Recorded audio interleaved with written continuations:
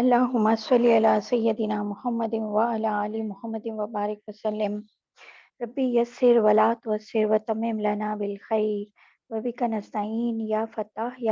या अलीम। रब्बी इश्रह ली सदरी व यस्सिर ली अमरी वहलुल उक़दतम मिन लिसानी यफ़क़हू क़ौली। रब्बी ज़िदनी इल्मा नहमदुहु व नुसल्ली अला रसूलिहिल करीम अम्मा बाद। आऊज़ु बिल्लाहिल अज़ीम व बिवजहिल करीम व सुल्तानिहिल कदीम मिनश शैतानिर रजीम। आऊज़ु बिल्लाहि मिनश शैतान मिन नफ़ख़िही व नफ़्सिही व हम्ज़िही। सब लोग जो हैं वो इतिकाफ़ की नियत कर लें, और जिन्होंने भी कुरान पकड़ा हुआ है अपने साथ वो इतिकाफ़ की नियत कर लें, क्योंकि जो लोग अपना काम कर रहे हैं साथ वो इतिकाफ़ की नियत नहीं कर सकते। ये मुस्तहिब इतिकाफ़ है और इसका भी सवाब मिलता है। जितनी देर भी आप इस हालत में होंगे, इतिकाफ़ की हालत में होंगे, और जब हम दोबारा आएंगे, दरमियान से उठना पड़े, जब दोबारा बैठें फिर दोबारा इतिकाफ़ की नियत कर लें। नवैतुल इतिकाफ़ लिल्लाहि अज़्ज़ा व जल्ला मा दुम्तु फ़ी बयानिल कुरान।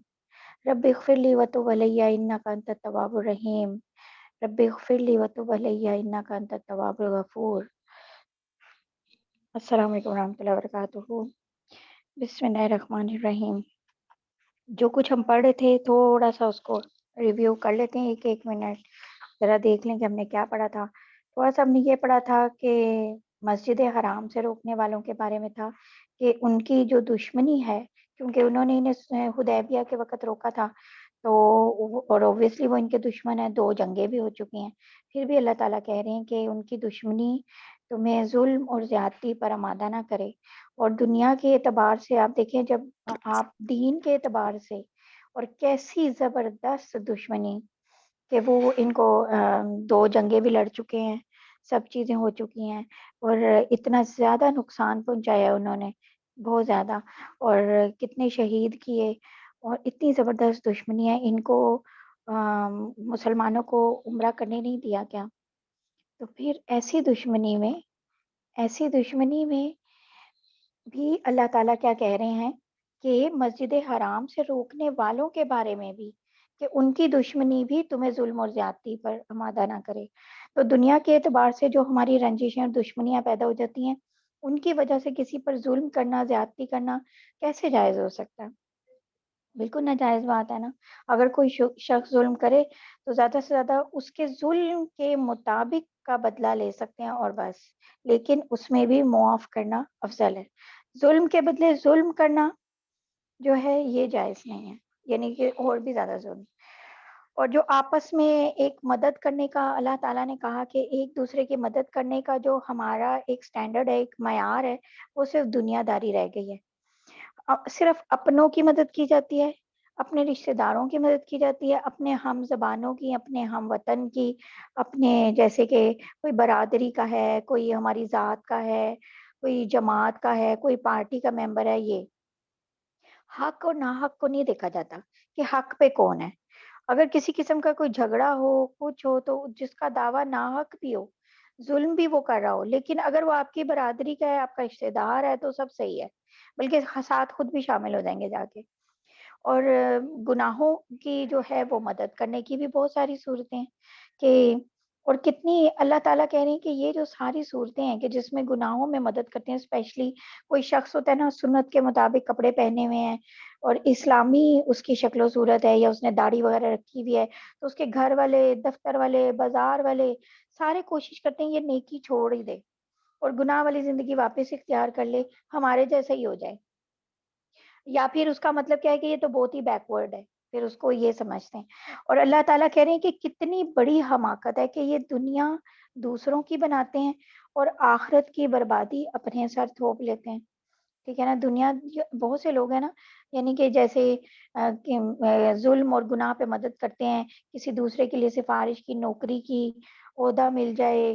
कोई मेंबर हो जाए, किसी सूबाई असेंबली का, कौमी असेंबली का वग़ैरह, उस तो ये सब चीज़ें क्या है, यानी कि असल में दूसरे के लिए دوسرے کی اب دنیا بنا رہے ہیں، اپنی آخرت بھی اس کے لیے تباہ کر رہے ہیں۔ تو کتنی بڑی حماقت ہے، کتنی احمقانہ بات ہے کہ دو لوگ لڑ رہے ہیں، اس میں آپ کی جو برادری کا ہے، اگر وہ ظالم بھی ہے تو آپ اس کا ساتھ دے رہے ہو، تو کیا ہوگا؟ اس کی دنیا بن جائے گی، آپ کی تو آخرت بھی برباد ہو گئی، کیا فائدہ ہوا؟ اور وہ دنیا بھی کس کی بنی؟ کسی اور کی، آپ کا کچھ بھی نہیں ہوا۔ پھر اللہ تعالیٰ نے بتایا کہ کون سی چیزیں کھانی حلال ہیں اور کون سی حرام ہے، مردار خون، خنزیر کا گوشت، اس کی چربی وغیرہ، ہر چیز، ایون وہ نجس ہے، بالکل نجس العین اس کو کہا جاتا ہے، کہ کسی بھی طرح کی اس کی جو ہے ہر چیز جو ہے وہ بالکل حرام ہے۔ پھر اللہ تعالیٰ نے امت محمدیہ کو 3 خصوصی انعام دیے کہ دین مکمل کر دیا، اور کہا کہ نعمت بھی تمام کر دی، یعنی کہ شریعت بھی کمپلیٹ کر دی، اور اسلام کو نعمت کے طور پہ تمہارا دین جو ہے وہ ہم نے قیامت تک کے لیے پسند کر لیا۔ حضرت عمر سے ایک یہودی نے کہا تھا کہ اے امیر المومنین، تمہاری کتاب میں یہ آیت ہے کہ جسے تم پڑھتے ہو، اگر یہ ہم پر یہودیوں پہ نازل ہوتی تو ہم اس دن کو عید مناتے، تو اس دن یعنی عید کا دن بنا لیتے۔ حضرت عمر نے پوچھا کہ وہ کون سی آیت ہے؟ تو انہوں نے بتایا کہ یہ الیوم اکملت لکم دینکم والی۔ تو حضرت عمر نے اس کے جواب میں کہا، ہمیں معلوم ہے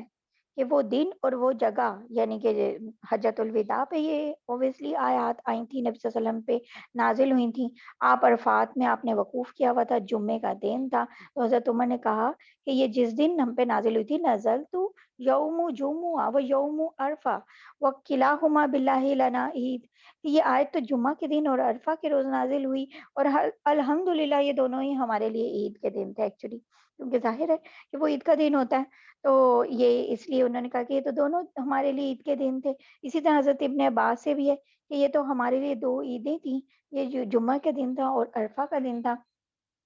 یعنی کیسی بات ہے! اور پھر یعنی کہ یہودی اس بات کے اوپر اپنا یعنی کہ سمجھیں، وہ کہا جاتا ہے کہ ان کے جو بڑے تھے، ان کے وہ جو پادری ہوتے ہیں، ربی کہلاتے ہیں، وہ اپنا سر نوچ لیتے تھے کہ یہ آیت ان کو کیوں ملی؟ اس کا مطلب پتا تو تھا کہ یہ حق ہے، تبھی تو باقی چیزوں کے بارے میں بھی ان کو پتا ہے کہ یہ حق ہے۔ پھر پھر جو اللہ تعالیٰ نے فرمایا کہ مجبوری میں حرام کھانا جائز ہے، لیکن مجبوری کا کیا مطلب ہے؟ کہ اس اجازت کو بہانہ بنا کے صرف جان بچانے کی جو ضروری مقدار ہے اس سے زیادہ نہیں کھانا، اگر کھایا تو پھر بھی گناہ ہے۔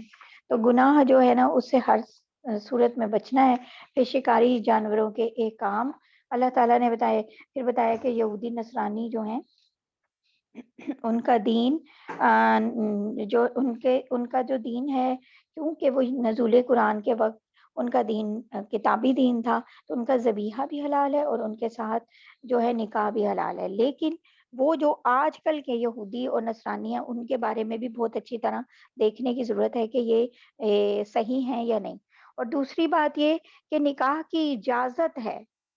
لیکن حضرت عمر رضی اللہ تعالیٰ عنہ نے کتابی عورتوں سے نکاح کی ممانعت کی تھی، منع کیا تھا، اور اپنے زمانہ خلافت میں اس سے روکا بھی تھا۔ ٹھیک ہے، حرام نہیں کہا انہوں نے، لیکن منع کیا اور روکا۔ اور انہوں نے کیوں کہا؟ انہوں نے کہا کہ اگر یہودی اور نصرانی عورتوں سے نکاح کا سلسلہ چل پڑے گا تو کسی میں ظاہر ہے کوئی وہ زیادہ خوبصورت بھی ہوں گی، تو لوگ ان کی طرف مائل ہو جائیں گے پیسوں کی وجہ سے، حسن و جمال کی وجہ سے۔ اور ابھی بھی ایسا ہوتا ہے، لوگ باہر جا کے شادی کر لیتے ہیں، نکاح کر لیتے ہیں، کس وجہ سے کر لیتے ہیں کہ بھئی وہاں پہ رہنے کا انہیں پاسپورٹ وغیرہ مل جائے گا، مطلب، اور ایکچولی اور بیچ میں یہ بناتے یہی ہیں کہ بھئی کیونکہ ان سے نکاح جائز ہے۔ لیکن حضرت عمر نے کہا تھا کہ ایون نکاح بھی ہو، اب اس میں تو نکاح کی شرائط بھی پوری نہیں ہوتی، لیکن اس میں نکاح بھی ہو تو بھی مت کرو، اس لیے کہ اگر لوگ ان کی طرف مائل ہو جائیں گے تو مسلمان عورتوں کو چھوڑ دیں گے، جس کا نتیجہ کیا ہوگا کہ بہت سی مسلمان لڑکیاں بے بیاہی رہ جائیں گی۔ تو ان کا اندیشہ بالکل ٹھیک تھا۔ آج بھی امریکہ، یورپ، آسٹریلیا، آپ دیکھیں کہ کیا ہو رہا ہے، اور یہ ساری چیزیں بالکل اسی طرح سے چل رہی ہیں جیسے انہوں نے کہی تھی۔ اور انہوں نے منع کیا تھا، حرام نہیں کیا تھا، منع کیا تھا، روکا تھا، خود اپنے زمانے میں کرنے والوں کو کہا تھا کہ یہ کام نہیں کرنا۔ اعوذ باللہ من الشیطان الرجیم، بسم اللہ الرحمن الرحیم۔ اب ہم آیت نمبر 15 ہے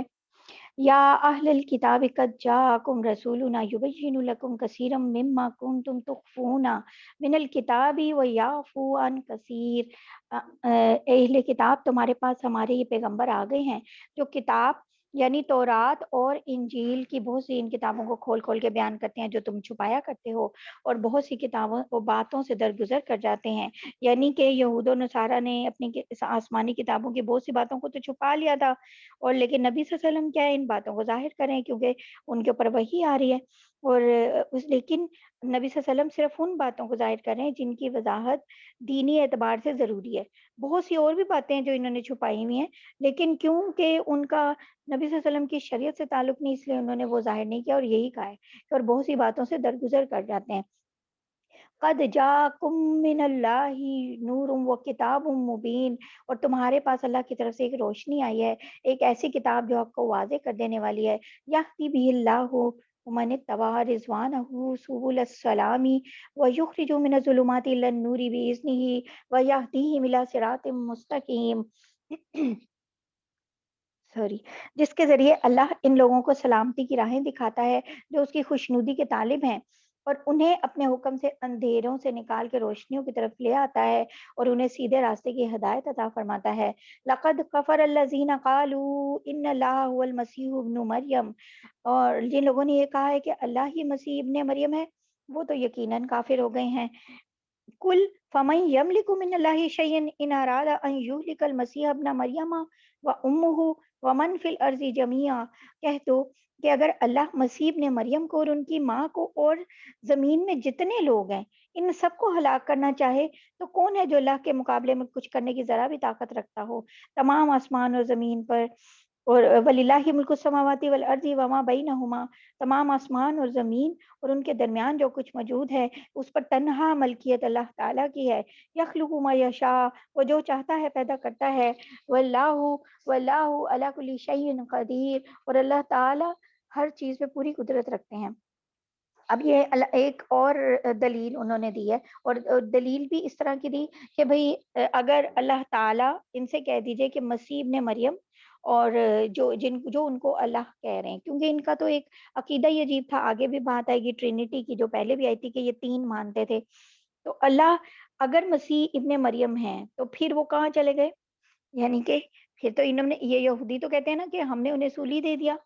और ये ईसाई भी यही कहते हैं कि उन्हें सूली दे दिया गया, और कहा कि और फिर बीच में एक अजीब-सा अकीदा भी अपना ले आते हैं कि हमारे गुनाहों का कफ़ारा हो गया। अब क्या ये उनकी इंजील में मौजूद है? ऐसा कुछ मौजूद नहीं है। फिर भी वो ये कहते हैं, यानी अब अगर वो उसको खुद ही अल्लाह का बेटा भी कह रहे हैं, तो अस्तगफिरुल्लाह, लेकिन फिर भी अगर कह भी रहे हैं, तो फिर ये भी कह रहे हैं कि वो सूली पे भी चढ़ गए और उनकी मतलब ख़त्म भी हो गए और जान भी चली गई। तो फिर वो इंसान और उनमें फिर क्या फ़र्क हुआ? इंसान ही थे ना एक्चुअली तो। यही अल्लाह ताला कह रहे हैं कि अगर अल्लाह मसीह इब्न मरियम, उनकी माँ और ज़मीन में भी जितने लोग हैं, इन सबको भी हलाक करना चाहे, तो कोई है जो अल्लाह के मुकाबले में कोई ताकत रखता उसे रोक सके? तो जब है ही नहीं, और दुनिया में आसमान, ज़मीन, हर जगह उसके दरमियान जो भी चीज़ें हैं, वो सब अल्लाह की मिल्कियत है, और वो ही जो चाहता है करता है, और हर चीज़ पर कुदरत रखता है इनको मारने पे भी। तो जब ये हैं ही इस तरह, हज़रत मरियम भी जो है वो भी आखिरकार एक वक़्त गुज़ार के और दुनिया से चली गईं, तो फिर ये कैसे उनको यानी अल्लाह की खुदाई में शरीक करते हैं? वक़ालतिल यहूदु वन नसारा नहनु अब्नाउल्लाहि व अहिब्बाउहु। यहूद और नसारा कहते हैं कि हम अल्लाह के बेटे और उसके चहीते हैं। कुल फलिमा युअज़्ज़िबुकुम बिज़ुनूबिकुम, कहो फिर अल्लाह तुम्हारे गुनाहों की वज़ह से तुम्हें सज़ा क्यों देता है? यानी यहूद और नसारा जो दोनों हैं, वो हर वक़्त यही कहते रहते हैं कि हम तो अल्लाह के बहुत चहीते हैं। अगर वो चहीते हैं तो अल्लाह ने इतनी बड़ी लाडली कौम है उनकी, तो फिर तो अल्लाह के सारे क जितने भी लॉज़ हैं उनसे इनको एग्ज़ेम्पशन मिलनी चाहिए।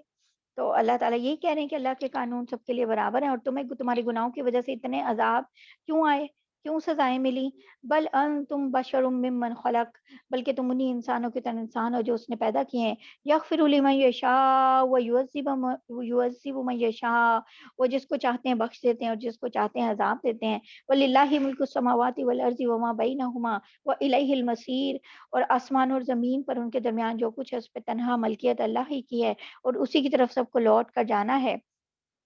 یا اہل الکتاب قد جاءکم رسولنا یبین لکم علی فترۃ من الرسل ان تقولوا ما جاءنا من بشیر ولا نذیر۔ اے اہل کتاب، تمہارے پاس ہمارے پیغمبر ایسے وقت دین کی وضاحت لے کرنے آئے ہیں جب پیغمبروں کی آمد رکی ہوئی تھی، تاکہ تم یہ نہ کہہ سکو کہ ہمارے پاس تو کوئی جنت کی خوشخبری دینے والا آیا ہی نہیں، نہ کوئی جہنم سے ڈرانے والا۔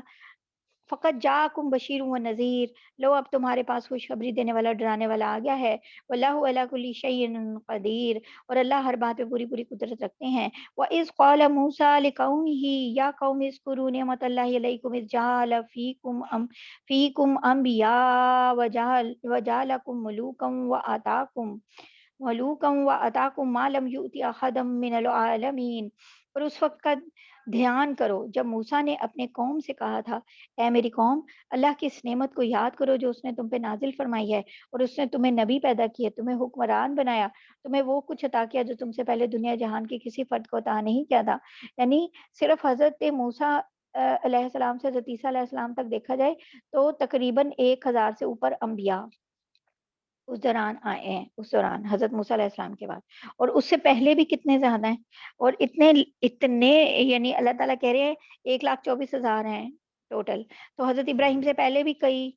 ہزاروں آ گئے، ان کے ابراہیم، حضرت ابراہیم کے بعد بھی ہزاروں آئے۔ تو اللہ تعالیٰ کہہ رہے ہیں کہ تمہیں نبی پیدا کیے، تمہیں حکمران پیدا کیے، تمہیں سب کچھ یعنی دیا، اور وہ کچھ تمہیں دیا جو اس سے پہلے کسی کو بھی نہیں دیا تھا۔ یا قوم ادخلوا الارض المقدسۃ التي كتب اللہ لکم ولا ترتدوا علی ادبارکم فتنقلبوا خاسرین۔ خاسرین، اے میری قوم، اس مقدس سرزمین میں داخل ہو جاؤ جو اللہ نے تمہارے واسطے لکھ دی ہے۔ یہ مقدس سرزمین تھی وہی شام کا علاقہ، جب یہ کہہ رہے تھے کہ ہمیں کوئی زمین اب مل جائے، ہم یہ اس صحرا میں بھٹک رہے ہیں، اور فلسطین کا جو علاقہ تھا۔ تو اللہ تعالیٰ نے کہا کہ حضرت موسیٰ علیہ السلام کو، حضرت موسیٰ علیہ السلام نے اپنی قوم سے کہا کہ اس میں داخل ہو جاؤ جو یہ اللہ نے تمہارے لیے لکھی ہے۔ تو اور کیا کہا، لا ترتدوا علی ادبارکم، اپنی پشت کے بل پیچھے نہ لوٹو ورنہ پلٹ کر نامراد ہو جاؤ گے، خسارہ پانے والے ہو جاؤ گے۔ قولوا یا موسیٰ ان فیہا قوما جبارین، اے موسیٰ، وہ بولے اے موسیٰ، اس ملک میں تو بڑے طاقتور لوگ رہتے ہیں۔ انہوں نے کہا بڑے اونچے لمبے امالکہ قوم جو ہے وہ وہاں آباد تھی، اور سورہ بقرہ میں بھی آیا ہے یہ ذکر۔ تو امالکہ بہت طاقتور لوگ تھے، بڑے اونچے لمبے تھے، اتنے اونچے لمبے تھے کہ حضرت یوشع بن نون جب ان سے حضرت موسیٰ علیہ السلام کے بعد لڑنے کے لیے گئے ہیں، تو حضرت یوشع بن نون کہا جاتا ہے کہ جو ان کا سردار باہر آیا تھا لڑنے کے لیے، اس کے ٹخنے پہ تلوار انہوں نے چلائی تھی، ٹخنے پہ، اتنے اونچے لمبے تھے۔ تو انہوں نے کہا کہ اے موسیٰ، اس میں تو بڑے طاقتور لوگ رہتے ہیں، وَإِنَّا لَن نَّدْخُلَهَا حَتَّى يَخْرُجُوا مِنْهَا، اور جب تک وہ لوگ وہاں سے نکل نہ جائیں ہم ہرگز اس میں داخل نہیں ہوں گے۔ اب دیکھیں ان کی کس طرح کی گفتگو ہے بنی اسرائیل کی۔ فَإِن يَخْرُجُوا مِنْهَا فَإِنَّا دَاخِلُونَ، ہاں اگر وہ وہاں سے نکل جائیں تو بے شک ہم اس میں داخل ہو جائیں گے، کہ خود ہی وہاں سے اگر وہ چلے جائیں تو ہم چلے جائیں گے، ورنہ ہم نے نہیں جانا۔ ہم اللہ تعالیٰ کیا کہہ رہے ہیں کہ ان سے جہاد کرو، قتال کرو، اور یہ بھی حضرت موسیٰ علیہ السلام ان کو کنفرم کہہ رہے ہیں کہ اللہ تعالیٰ نے تمہارے لیے لکھ دی ہے، مطلب تمہیں ہی فتح ملے گی، پر نہیں۔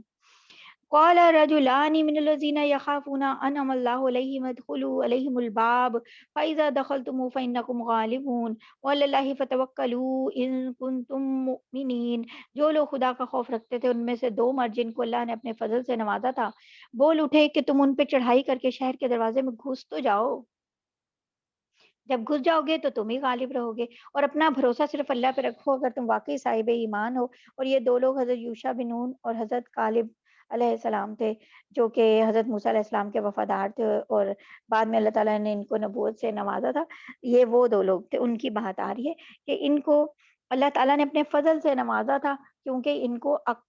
سمجھ تھی اور دین کی، اور پھر اللہ نے انہیں نبی بھی بنایا۔ تو وہ انہیں شرم دلا رہے تھے کہ رکو جاؤ تو صحیح، جب اللہ نے کہا ہے کہ اللہ کا وعدہ ہے اس پہ بھروسہ کرو، وہ تم ہی غالب ہو گئے۔ تو وہ آگے سے کیا کہنے لگے، اتنی بڑی بات، استغفر اللہ۔ قولوا یا موسیٰ انا لن ندخلها ابدا ما داموا فيها فاذهب انت وربك فقاتلا انها هنا قاعدون۔ استغفر اللہ۔ جو بات انہوں نے کہی، وہ کہنے لگے اے موسیٰ، جب تک وہ لوگ اس ملک میں موجود ہیں ہم ہرگز ہرگز اس میں قدم نہیں رکھیں گے. اگر ان سے لڑنا ہے تو بس تم اور تمہارا رب چلے جاؤ اور ان سے لڑو، ہم تو یہیں بیٹھے ہیں. یہ ہے بنی اسرائیل. تو کیوں نہ بنی اسرائیل کے اوپر اور کیسی کیسے انعام ملے، پھر بھی بعد میں بھی اللہ تعالیٰ نے ان کی گستاخیوں کو معاف کیا. ایسے گستاخ لوگ تھے یہ کہ جاؤ تم اور تمہارا رب چلے جاؤ. قال رب انی لا املک الا نفسی واخی فافرق بیننا وبین القوم الفاسقین. موسیٰ نے کہا میرے پروردگار، سوائے میری اپنی جان کے اور میرے بھائی کے کوئی میرے قابو میں نہیں ہے. اب آپ ہمارے اور ان نافرمان لوگوں کے درمیان الگ الگ فیصلہ کر دیجئے. حضرت موسیٰ علیہ السلام اتنے ڈسہارٹ ہوئے. قال فإنها محرمۃ علیہم 40 سنہ. اللہ نے کہا اچھا تو وہ سرزمین ان پر 40 سال تک حرام کر دیا ہے. یتیہون فی الارض، اور یہ اس دوران زمین میں بھٹکتے پھریں گے. یہ پھر وادی طے کے علاقہ جو صحرا کا علاقہ تھا اس میں وہ ہے ایک طرف سے، یعنی آپ سمجھے کہ لمبائی 30 میل اور چوڑائی 18 میل اتنا ہے صرف علاقہ. اس کے اندر یہ لاکھوں کی تعداد میں بنی اسرائیل 40 سال تک بھٹکتے رہے. 40 سال تک وہاں سے باہر ہی نکلنے کا کوئی راستہ ہی نہیں ملتا تھا. فلا تاس علی القوم الفاسقین، تو اے موسیٰ اب تم بھی نافرمان لوگوں پہ ترس مت کھانا. وَاتْلُ عَلَيْهِمْ نَبَأَ ابْنَيْ آدَمَ بِالْحَقِّ، اور اے پیغمبر ان کے سامنے آدم کے دو بیٹوں کا واقعہ ٹھیک ٹھیک پڑھ کے سناؤ. اِذْ قَرَّبَا قُرْبَانًا فَتُقُبِّلَ مِنْ أَحَدِهِمَا وَلَمْ يُتَقَبَّلْ مِنَ الْآخَرِ. یہ اب یہاں سے حضرت آدم کے دو بیٹوں حابیل اور قابیل کا جو واقعہ ہے وہ شروع ہو رہا ہے. وَاتْلُ عَلَيْهِمْ نَبَأَ ابْنَيْ آدَمَ بِالْحَقِّ إِذْ قَرَّبَا قُرْبَانًا فَتُقُبِّلَ مِنْ أَحَدِهِمَا وَلَمْ يُتَقَبَّلْ مِنَ الْآخَرِ. اور اے پیغمبر ان کے سامنے آدم کے دو بیٹوں کا واقعہ ٹھیک ٹھیک پڑھ کے سناؤ جب دونوں نے ایک ایک قربانی پیش کی دی اور ان میں سے ایک کی قربانی ہو گئی اور قبول ہو گئی اور دوسرے کی قربانی قبول نہیں ہوئی. اب یہ کیا قصہ ہے، سب کو بہت اچھے سے ہم یہ بات جانتے ہیں، پھر بھی اصل بات یہ تھی کہ یہ دنیا میں سب سے پہلے قتل کی واردات تھی یہ والی. اور جو حضرت عبداللہ بن مسعود اور دوسرے صحابہ کے حوالے سے حدیث میں اس کا ڈیٹیل جو واقعہ آتا ہے اس کا خلاصہ یہ کہ حضرت آدم کے دو بیٹے تھے، ایک کا نام قابیل تھا ایک کا حابیل تھا، اور دنیا کی آبادی صرف حضرت آدم کی اولاد تھی. ان کی اہلیہ جو تھیں حضرت حوا، ان کے ہر حمل میں دو جڑواں بچے پیدا ہوتے تھے، ایک لڑکا ایک لڑکی، اور ان دونوں کے درمیان نکاح حرام تھا کیونکہ وہ دونوں بہن بھائی ہوتے تھے. لیکن ایک حمل میں پیدا ہونے والے لڑکے کا نکاح دوسری حمل میں پیدا ہونے والی لڑکی سے ہو سکتا تھا. اور یہ بھی کہا جاتا ہے کہ وہ بڑی تیزی سے بڑے ہو جاتے تھے بچے. تو قابیل کے ساتھ جو لڑکی پیدا ہوئی وہ بہت خوبصورت تھی، لیکن جڑواں بہن ہونے کی وجہ سے اس کے ساتھ قابیل کا نکاح جائز نہیں تھا. اب قابیل کا نکاح تو جائز نہیں ہے، لیکن اس کا پھر بھی اصرار یہ تھا کہ اسی سے نکاح کرنا ہے، اسے وہ پسند تھی. تو حابیل کے لیے وہ لڑکی حرام نہیں تھی، اس لیے اس کا نکاح اس کے ساتھ ہو رہا تھا. جب یہ اختلاف بڑھا تو فیصلہ انہوں نے کہا اسی طرح ہی ہوگا کہ قربانی اللہ کے حضور پیش کریں. اور پہلے کیا ہوتا تھا، قربانی دو قربانیاں پیش کی جاتی تھیں، اور جس کا دعویٰ سچا ہوتا تھا اس کی قربانی قبول ہو جاتی تھی، اور اس پہ اللہ تعالیٰ کی ایک آگ آسمان سے آ کے اس کو کھا جاتی تھی. قابیل نے جو ہے وہ اپنا کچھ زرعی پیداوار جو تھی جو فالتو والی وہ پیش کی، اور حابیل نے اپنے جانوروں میں سے سب سے بہترین ایک دمبا وہ قربانی کے لیے پیش کیا. اور قربانی آسمان سے ایک آگ آئی اور اس نے حابیل کی قربانی کو آگ نے کھا لیا، اور پتہ چل گیا کہ قابیل کی قربانی جو ہے وہ قبول نہیں ہوئی. پھر بھی قابیل نے حق کو قبول نہیں کیا، اور اب اسے پتہ تھا کہ اب کوئی اور تو رہ نہیں گیا، کوئی یعنی ڈیسیژن بھی آ گیا ہے، اللہ تعالیٰ کی طرف سے بھی ڈیسیژن آ گیا ہے. لیکن اس نے کہا کہ میں تو بہت طاقتور ہوں، اس لیے وہ اپنے بھائی کے پیچھے پڑ گیا اور اس نے اپنے بھائی کو قتل کرنے کے لیے تیار ہو گیا اور آخر کار قتل کر دیا. یہ تھا دنیا کا پہلا قتل.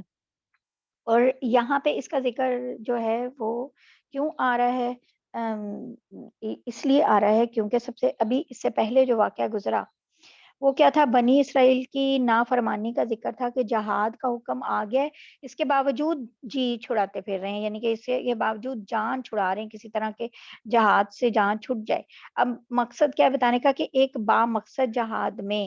کسی کی جان لینا جائز بلکہ واجب ہے، اور ناحق کسی کو قتل کرنا جو ہے زبردست گناہ ہے. تو اس کا کمپیریزن چل رہا ہے۔ قال لا اقتلنک، اس دوسرے نے پہلے سے کہا میں تجھے قتل کر ڈالوں گا۔ قال انما یتقبل اللہ من المتقین، اور پہلے نے کہا اللہ تو ان لوگوں سے قربانی قبول کرتا ہے جو متقی ہوں۔ اب جس میں تقوی نہیں ہے اس کا عمل قبول نہیں ہے۔ دیکھیں کیسی بات اللہ تعالیٰ نے بتائی، اور یہ عبادت گزاروں اور عمل کرنے والوں کے لیے ایک بہت بڑا تازیانہ بھی ہے کہ تقوی نہیں ہے جس کا، اس کا عمل قبول نہیں ہے۔ لَئِن بَسَطتَ إِلَيَّ يَدَكَ لِتَقْتُلَنِی مَا أَنَا بِبَاسِطٍ يَدِیَ إِلَیْکَ لِأَقْتُلَکَ، اے اگر تم نے مجھے قتل کرنے کو اپنا ہاتھ بڑھایا تب بھی میں تمہیں قتل کرنے کو اپنا ہاتھ نہیں بڑھاؤں گا۔ یعنی یہ نہیں ہے کہ میں اپنا دفاع نہیں کروں گا،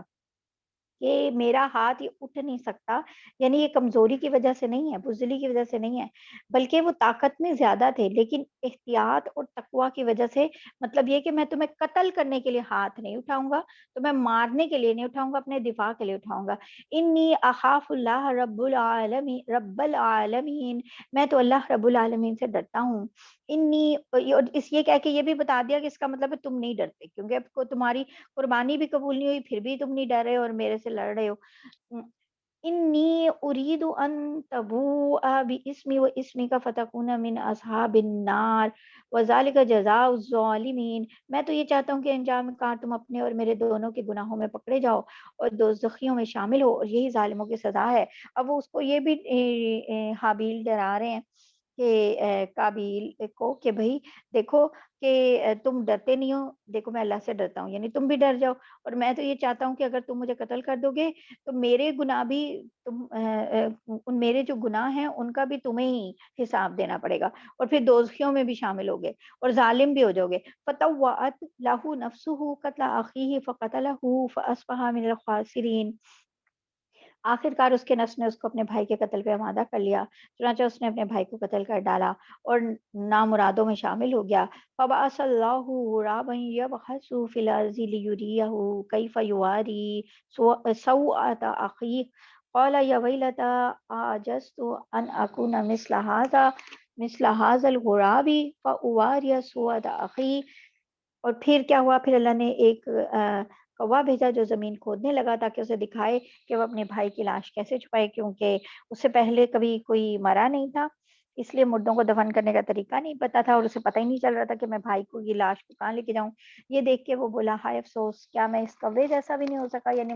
مجھ میں اتنی بھی سمجھ نہیں ہے کہ اپنے بھائی کی لاش ہی چھپا دیتا۔ فَأَصْبَحَ مِنَ النَّادِمِينَ، اور اس طرح بعد میں وہ بڑا شرمندہ ہوا، یعنی اب وہ جو شرمندگی اللہ تعالیٰ بتا رہے ہیں اسے اپنے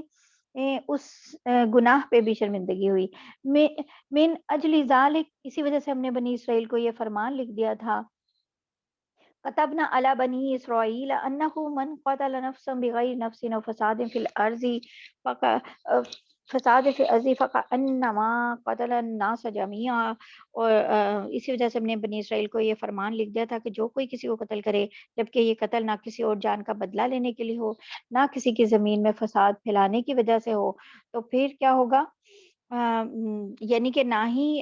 کسی کی جان کا بدلہ لینے کے لیے، نہ فساد پھیلانے کی وجہ سے ہے، تو یہ ایسا ہے جیسے اس نے تمام انسانوں کو قتل کر دیا۔ وہ کہتے ہیں نا ایک قتل کا، ایک انسان کا قتل ساری انسانیت کا قتل ہے، یہ اللہ تعالیٰ نے قرآن پاک میں بتایا نا، یہ دیکھیں کہ ایک شخص کے خلاف قتل کا جرم پوری انسانیت کے خلاف جرم کیسے بنتا ہے، کیونکہ اس نے ناحق قتل کیا نا، تو اس کا مطلب اس کے دل سے اب انسان کی حرمت کا احساس مٹ گیا ہے، تو اب جب بھی اس کا فائدہ ہوگا یا اگر اس کی نیچر کا یہ تقاضا ہے کہ وہ اتنا ظالم ہے تو وہ کسی کو بھی قتل کرنے سے دریغ نہیں کرے گا۔ تو اس طرح پوری انسانیت جو ہے اب اس کی ذہنیت مجرمانہ جو ذہنیت ہو گئی ہے، اس کی جو کرمنل مائنڈیڈ اب ہو گیا، تو وہ اس کرمنل مائنڈیڈ ہونے کی وجہ سے پوری انسانیت خطرے میں آ گئی ہے، تو اس لیے یہ ایک انسان کا ناحق قتل سب کا قتل ہوتا ہے۔ ومن احیاها فکأنما احیا الناس جميعا، اور جو شخص کسی کی جان بچا لے تو یہ ایسا ہے جیسے اس نے تمام انسانوں کی جان بچا لی۔ وَلَقَدْ جَاءَتْهُمْ رُسُلُنَا بِالْبَيِّنَاتِ ثُمَّ إِنَّ كَثِيرًا مِّنْهُمْ بَعْدَ ذَلِكَ فِي الْأَرْضِ لَمُسْرِفُونَ، اور واقعہ یہ کہ ہمارے پیغمبر ان کے پاس کھلی کھلی ہدایات لے کر آئے، مگر اس کے بعد بھی ان میں سے بہت سے لوگ زمین میں زیادتیاں ہی کرتے رہے۔ انما جزاء الذین یحاربون اللہ ورسولہ व रसूलहू व यसअउन फिल अर्ज़ि फ़सादन अन युक़त्तलू औ युसल्लबू औ तुक़त्तअ अयदीहिम व अर्जुलुहुम मिन ख़िलाफ़िन औ युनफ़ऊ मिनल अर्ज़। अब यहाँ पे ना ये बताया जा रहा है कि अगर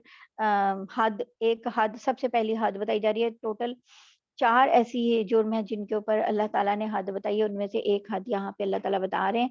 कि जो लोग अल्लाह और उसके रसूल से लड़ाई करते हैं और ज़मीन में फ़साद मचाते फिरते हैं, उनकी सज़ा ये है कि उन्हें कत्ल कर दिया जाए या सूली पे चढ़ा दिया जाए या उनके हाथ-पाँव मुख़ालिफ़ सिमतों से काट डाले जाएँ या फिर उन्हें ज़मीन से दूर कर दिया जाए। इसका मतलब क्या हुआ? इसका मतलब ये है कि पहले इंसानी जान की हुर्मत का ज़िक्र किया था और फिर यहाँ बताया कि जो ज़मीन में फ़साद मचाते हैं, उसके बारे में ज़्यादातर फुक़हा का ख़्याल है कि इससे मुराद जो है ना डाकू हैं।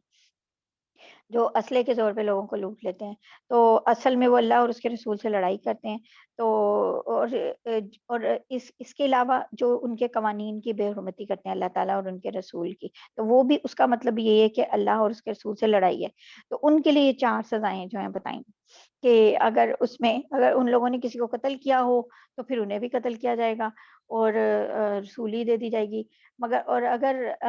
उन्होंने माल भी लूटा है और कत्ल भी किया है, तो फिर क्या होगा कि फिर उन्हें सूली भी दी जाएगी और उनकी माफ़ी भी नहीं उनको मिलेगी। और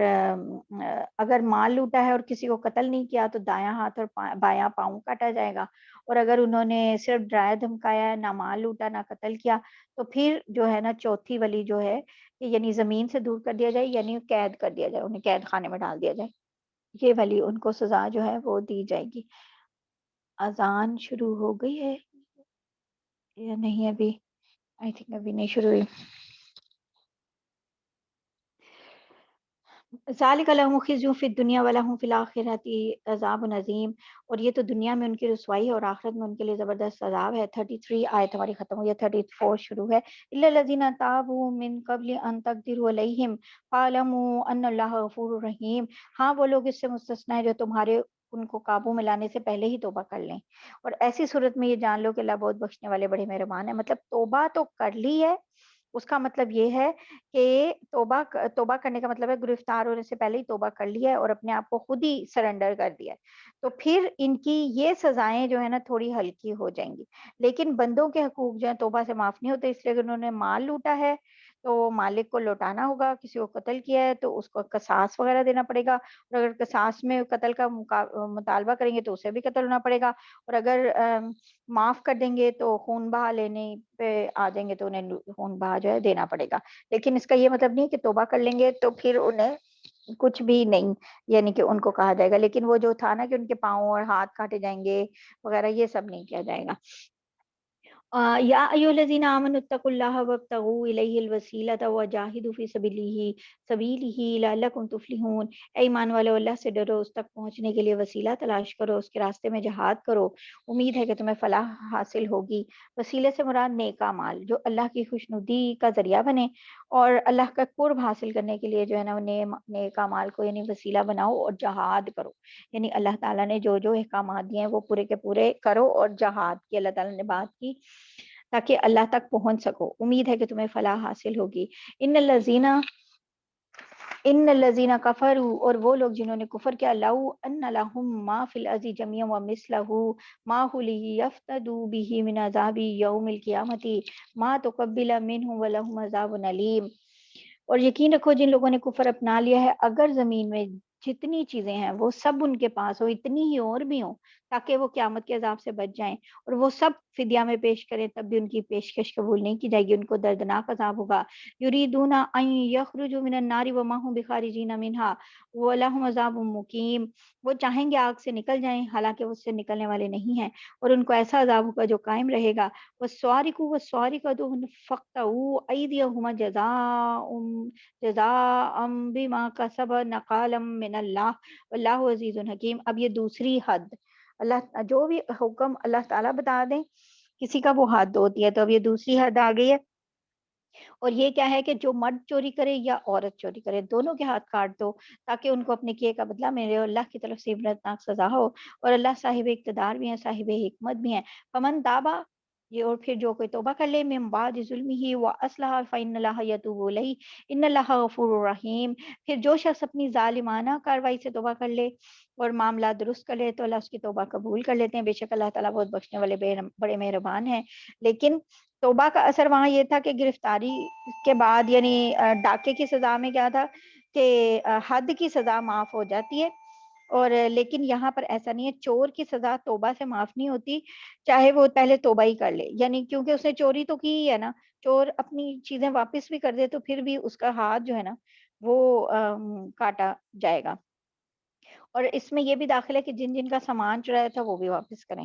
ٹھیک ہے، اور ہاں اگر وہ معاف کر دیں تو پھر ہاتھ کاٹنا جو ہے نا وہ موقوف کر سکتے ہیں۔ علم تعلم ان اللہ لہ ملک السماوات والارض یعذب من یشاء ویغفر لمن یشاء واللہ علی کل شیء قدیر، کیا تم نہیں جانتے آسمانوں اور زمین کی حکمرانی صرف اللہ کے پاس ہے، وہ جس کو چاہے عذاب دے، جس کو چاہے بخش دے، اور اللہ ہر چیز پہ پوری قدرت رکھتے ہیں۔ یا ایھا الرسول لا يحزنک الذین یسارعون فی الکفر من الذین قالوا آمنا بافواہہم ولم تؤمن قلوبہم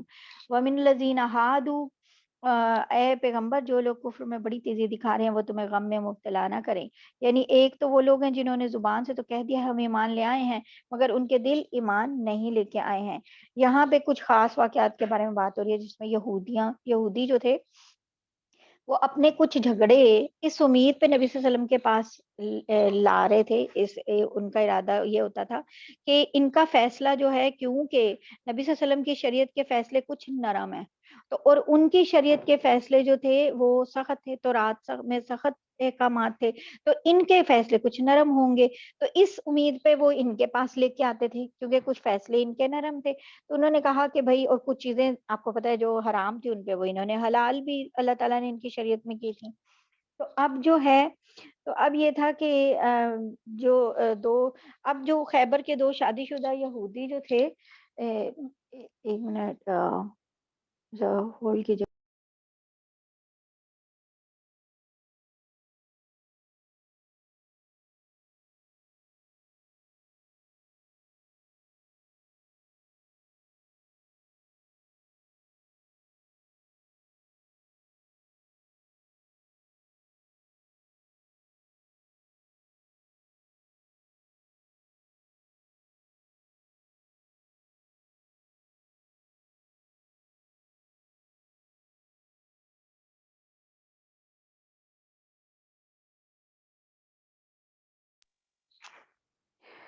اعوذ باللہ من الشیطان الرجیم، بسم اللہ الرحمن الرحیم۔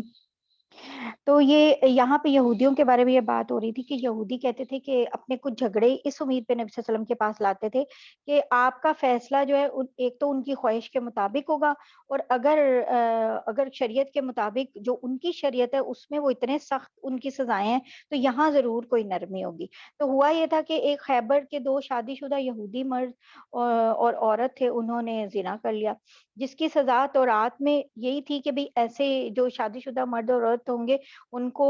رجم کریں گے، یعنی کہ ان کو پتھر مار مار کے ہلاک کر دیں گے، تو یہ سزا جو ہے موجودہ تورات میں بھی موجود ہے۔ لیکن یہودیوں نے اب اس کو چھوڑ کے اس سزا کو کم کر کے اپنے لیے کوڑے اور منہ کالا کرنے کی سزا جو ہے وہ مقرر کر رکھی تھی۔ اب تھا یہ کہ کیونکہ یہ علم تو تورات کا صرف کچھ لوگوں کے پاس تھا، اگر وہ یہ کہہ دیں دوسروں کو کہ نہیں سزا یہ ہے تو ظاہر ہے کہ سب اسی کو مانیں گے، اور وہ کیوں انہوں نے یہ سزا کی تھی، کیونکہ وہ ان سے پیسے لے لیتے تھے، اور تاکہ اس چیز کو چینج کر کے اس طرح پیسے لے کے اور ان کی جان بچ جاتی تھی، تو صرف کوڑے مارنے اور منہ کالا کرنے سے شاید، اور یہ بھی شاید وہ چاہتے ہوں کہ یہ سزا ہمیشہ کے لیے کم ہو جائے، انہوں نے سوچا کہ شاید نبی صلی اللہ علیہ وسلم کی شریعت میں کیونکہ بہت سے کام نرم ہیں تو یہ بھی نرم ہوں گے، تو آپ سے فیصلہ کرائیں، تو اس لیے وہ آپ آئے، نبی صلی اللہ علیہ وسلم کے پاس وہ لوگ لے کے آئے یہ سارے معاملے کو، یہودی، اور ان میں سے کچھ منافق بھی تھے وہ بھی آئے نبی صلی اللہ علیہ وسلم کے پاس، ان کو منافقوں کو ساتھ بھیجا، اور ساتھ یہ بھی کہا کہ اگر آپ یعنی یہ والا یعنی ہماری مرضی کا یہ سنگساری کے سوا یعنی کوئی اور فیصلہ کریں تو ٹھیک ہے مان لینا، اگر تو یہی فیصلہ انہوں نے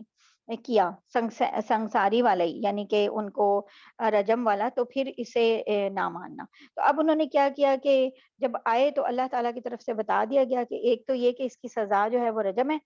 اور آپ نے ان سے پوچھا کہ اچھا تورات میں اس کی سزا کیا ہے؟ تو شروع میں انہوں نے چھپانے کی کوشش کی، انہوں نے اس کے اوپر ہاتھ بھی رکھ لیا اور کہا کہ بھئی یہ ہم سے نہیں پڑھا جا رہا اور اس طرح، اور پھر کیا ہوا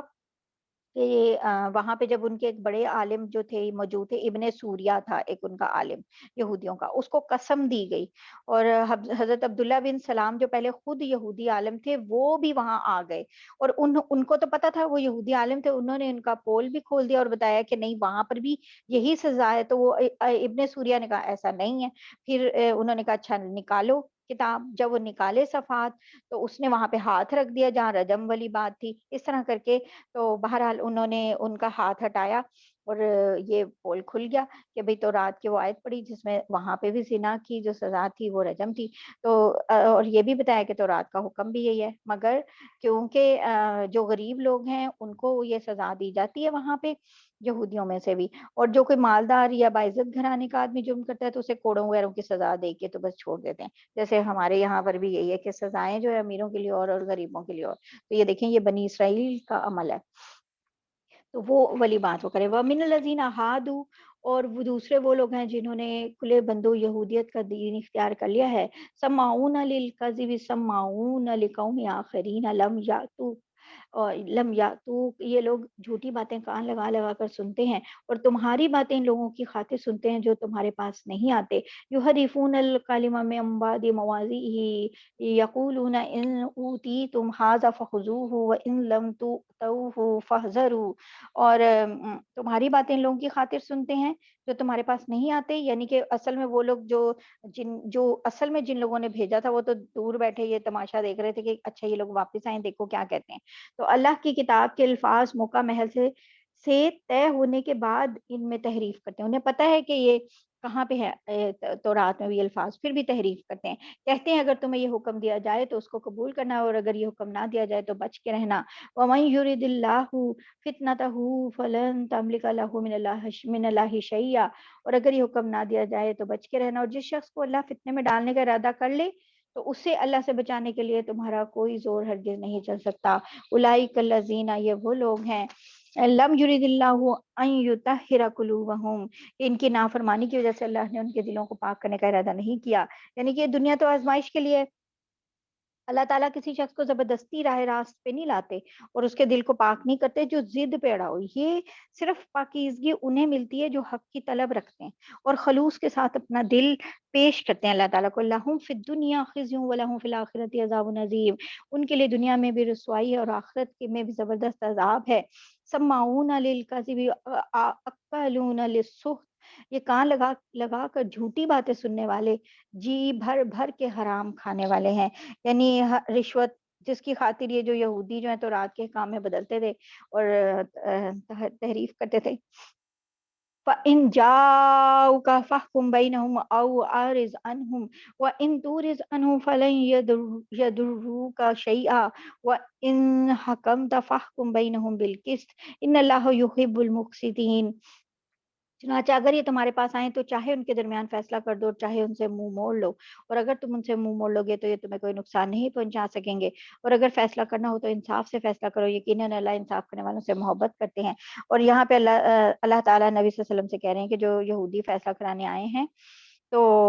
بے شک وہ کیونکہ اس مسلمان نہیں ہیں، اسلامی حکومت کے شہری بھی نہیں ہیں، تو اس لیے اپنی مرضی آپ کی کہ ان کے درمیان فیصلہ کرنا ہے یا نہیں، اگر کرنا ہے تو لیکن انصاف کے ساتھ کرنا ہے، وَكَيْفَ يُحَكِّمُونَكَ وَعِندَهُمُ التَّوْرَاةُ فِيهَا حُكْمُ اللَّهِ ثُمَّ يَتَوَلَّوْنَ مِن بَعْدِ ذَلِكَ وَمَا أُولَٰئِكَ بِالْمُؤْمِنِينَ،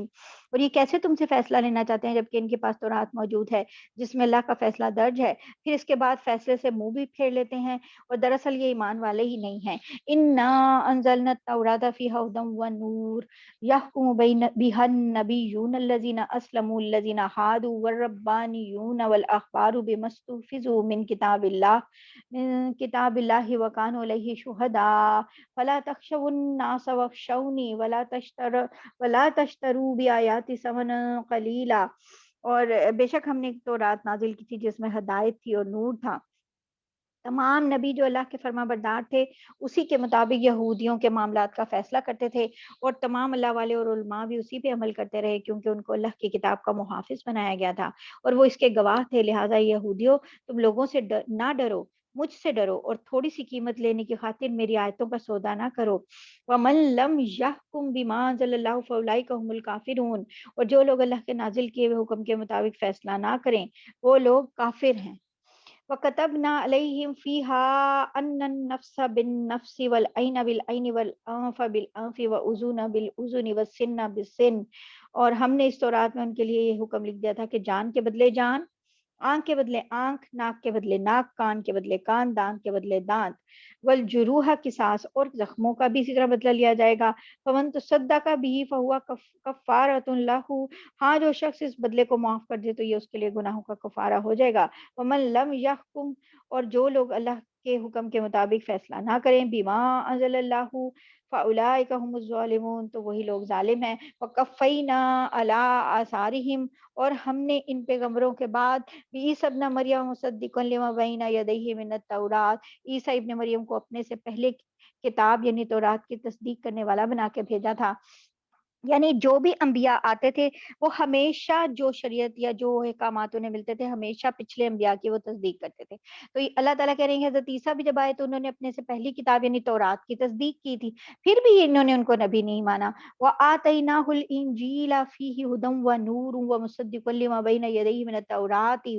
व हुदम व मौइज़तुन लिल मुत्तक़ीन, और हमने उनको इंजील अता की, हज़रत ईसा अलैहिस्सलाम को, जिसमें हदायत थी और नूर था, जो अपने से पहली किताब यानी तौरात की तस्दीक करने वाली और मुत्तकियों के लिए सरापा हदायत और नसीहत बनकर आई थी। वल यहकुम अहलुल इंजील बिमा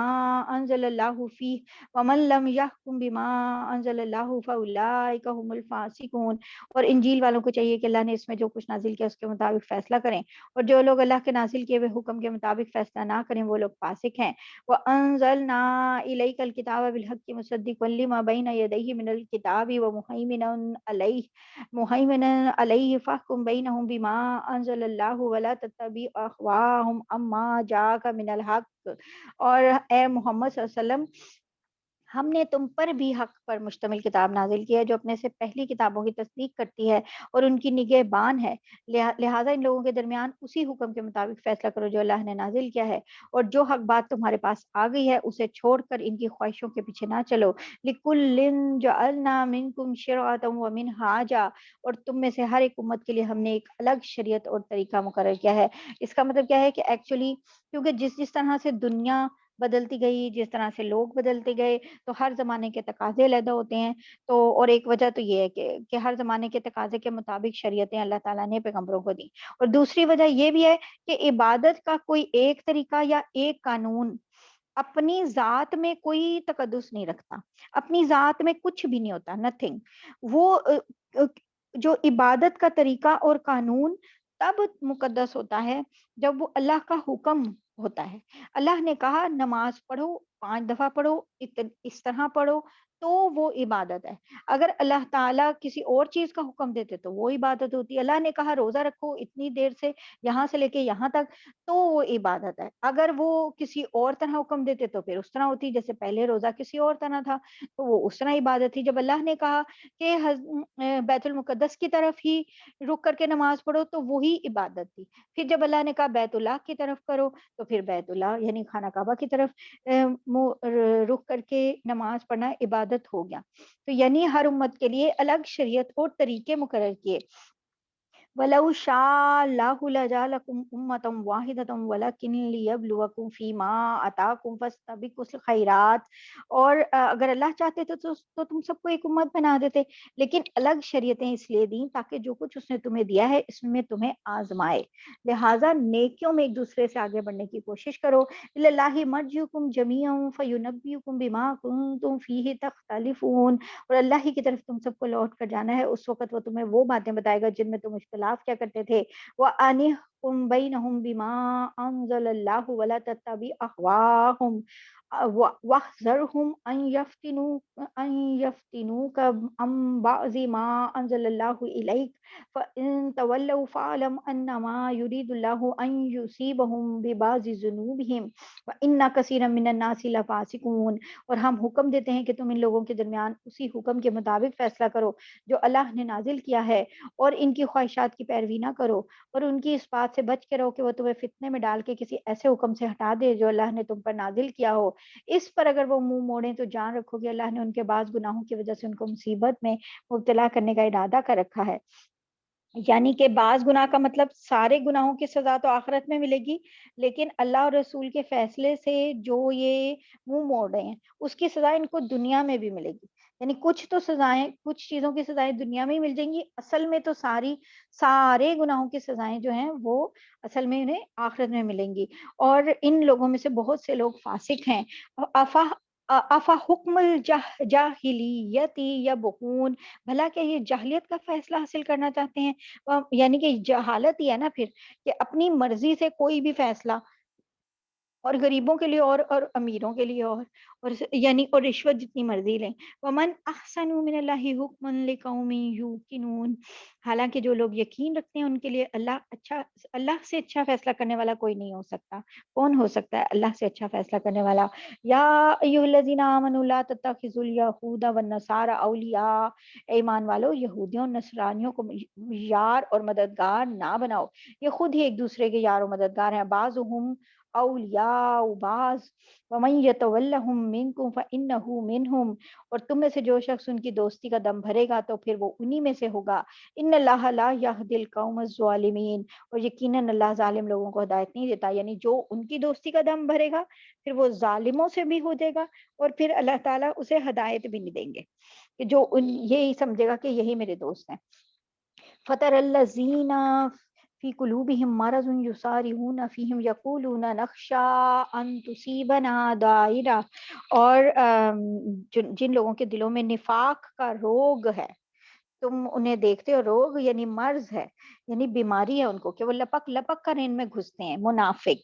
और वो कहते हैं हमें डर है हम पर कोई मुसीबत ना आ पड़े, यानी अगर हमने इनको अपना दोस्त ना बनाया तो क्या होगा कि हम पे कोई मुसीबत आ जाएगी। फ़असल्लाहु अन यअतिया बिल फ़थहि औ अम्रिम मिन इंदिही फ़युस्बिहु अला मा असर्रू फ़ी अनफुसिहिम नादिमीन। और लेकिन कुछ बाद नहीं कि अल्लाह मुसलमानों को फ़तह अता करे या अपनी तरफ से कोई और बात ज़ाहिर कर दें, यानी कि उन इन लोगों के जो पोल हैं वो वही के ज़रिए खोल दिए जाएँ और इनकी रुसवाई हो, कि मुसलमानों को फ़तह मिल जाए, और या फिर इनके पोल वैसे ही खुल जाएँ बगैर किसी लड़ाई के, और उस वक़्त ये लोग इस बात पे पछताएँ जो इन्होंने अपने दिलों में छुपा रखी थी। यानी इनके दिलों के हाल जो अल्लाह जानते हैं वो भी खुल जाएँगे, कि असल में वो लपक-लपक के उनमें क्यों घुसते हैं कि हम पे कोई मुसीबत ना आ पड़े। और कितनी आम सी बात है कि हम अभी भी यही है।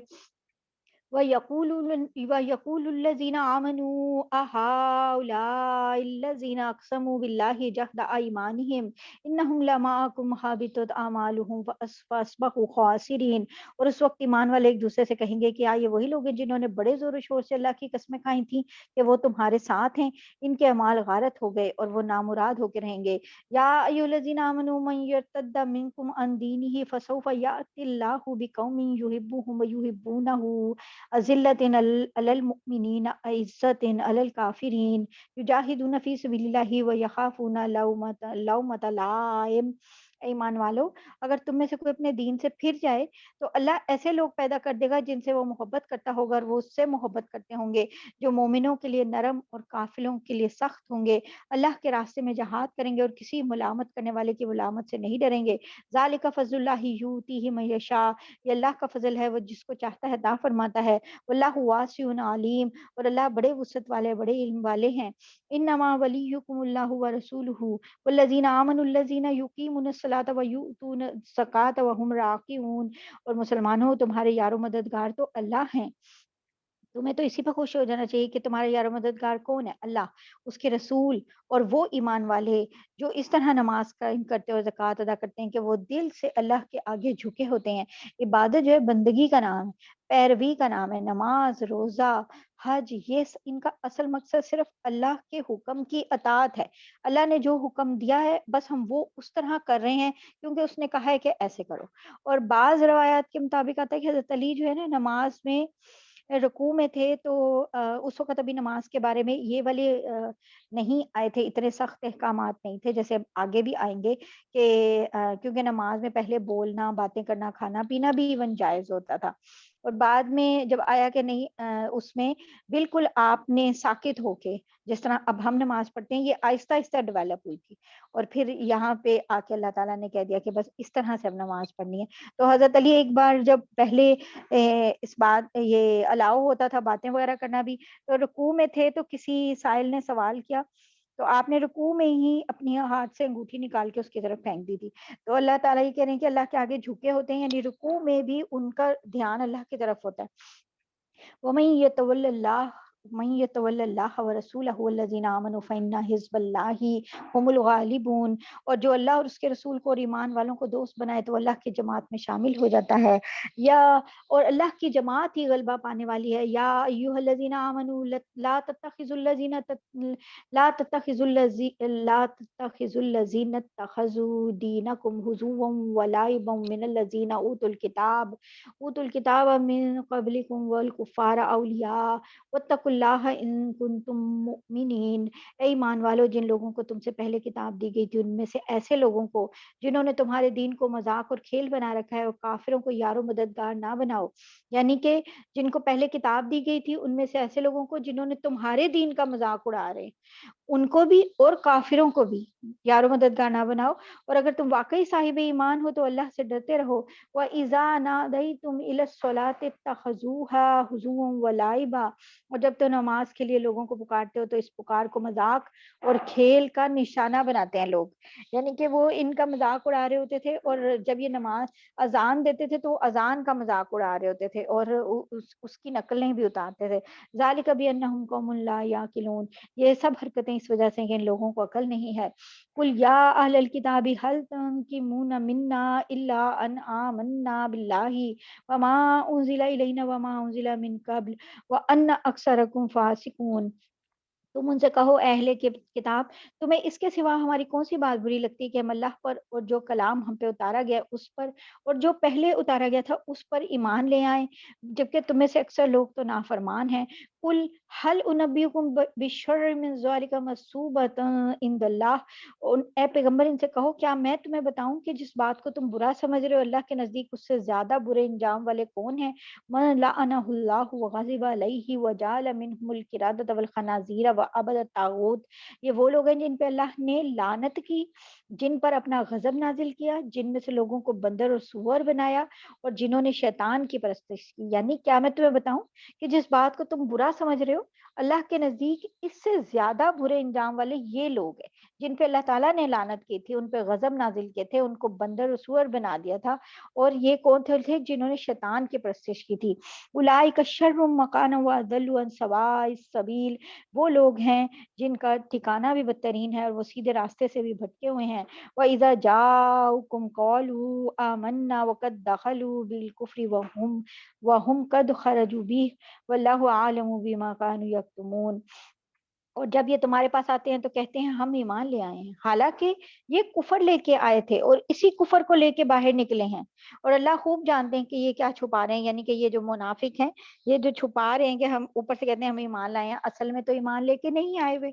تو یہ تو چھپا رہے ہیں ساری باتوں کو۔ وَتَرَىٰ كَثِيرًا مِّنْهُمْ يُسَارِعُونَ فِي الْإِثْمِ وَالْعُدْوَانِ وَأَكْلِهِمُ السُّحْتَ لَبِئْسَ مَا كَانُوا يَعْمَلُونَ، اور ان میں سے بہت سو کو تم دیکھو گے کہ گناہ، ظلم اور حرام خوری میں لپک لپک کر آگے بڑھتے ہیں، یعنی جہاں بھی برے کام ہوتے ہیں وہاں لپک لپک کے آگے بڑھتے ہیں۔ سچ تو یہ کہ جو حرکتیں کرتے ہیں وہ نہایت بری ہیں۔ لولا ينهاهم الربانيون والاحبار عن قولهم الاسم واكلهم، اور ان کے مشائخ اور علماء ان کو گناہ کی باتیں کہنے اور حرام کھانے سے آخر کیوں منع نہیں کرتے؟ اور حقیقت یہ ہے کہ اکلہم السحت لبئس ما کانوا یصنعون، اور حقیقت کیا ہے کہ ان کا یہ طرز عمل بہت ہی برا ہے۔ وقالت الیہود ید اللہ مغلولہ، اور یہود کہتے ہیں کہ اللہ کے ہاتھ تو بندھے ہوئے ہیں۔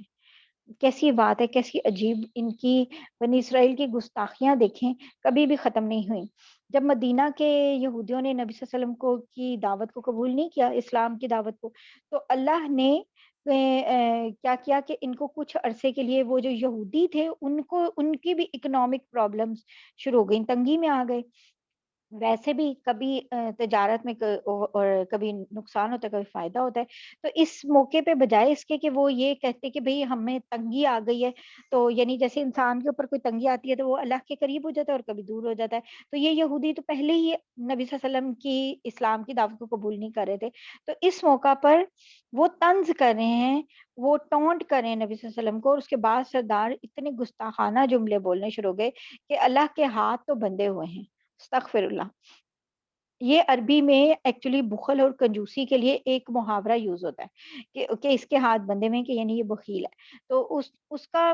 تو یعنی وہ کہہ رہے ہیں کہ اللہ تعالیٰ کے ہاتھ بندھے ہوئے ہیں، یعنی کہ وہ ہمیں انہوں نے وہ ہمارے لیے کنجوسی کر رہے ہیں اور بخل کر رہے ہیں، استغفر اللہ، اس طرح کی بات کر رہے ہیں۔ غلت ایدیہم ولعنوا بما قالوا، اور جو بات انہوں نے کہی اس کی وجہ سے ان پر لعنت الگ پڑی ہے، اور ہاتھ تو خود ان کے بندھے ہوئے ہیں۔ بل یداہ مبسوطتان، اور ورنہ اللہ کے دونوں ہاتھ پوری طرح کشادہ ہیں، یونفق کیف یشاء، وہ جس طرح چاہتے ہیں خرچ کرتے ہیں۔ ولا یزیدن کثیرا منہم ما انزل الیک من ربک طغیانا وکفرا، اور اے پیغمبر وہ جو وہی تم پہ نازل کی گئی ہے وہ ان میں سے بہت سو کی سرکشی اور کفر میں مزید اضافہ کر کے رہے گی، یعنی کہ وہی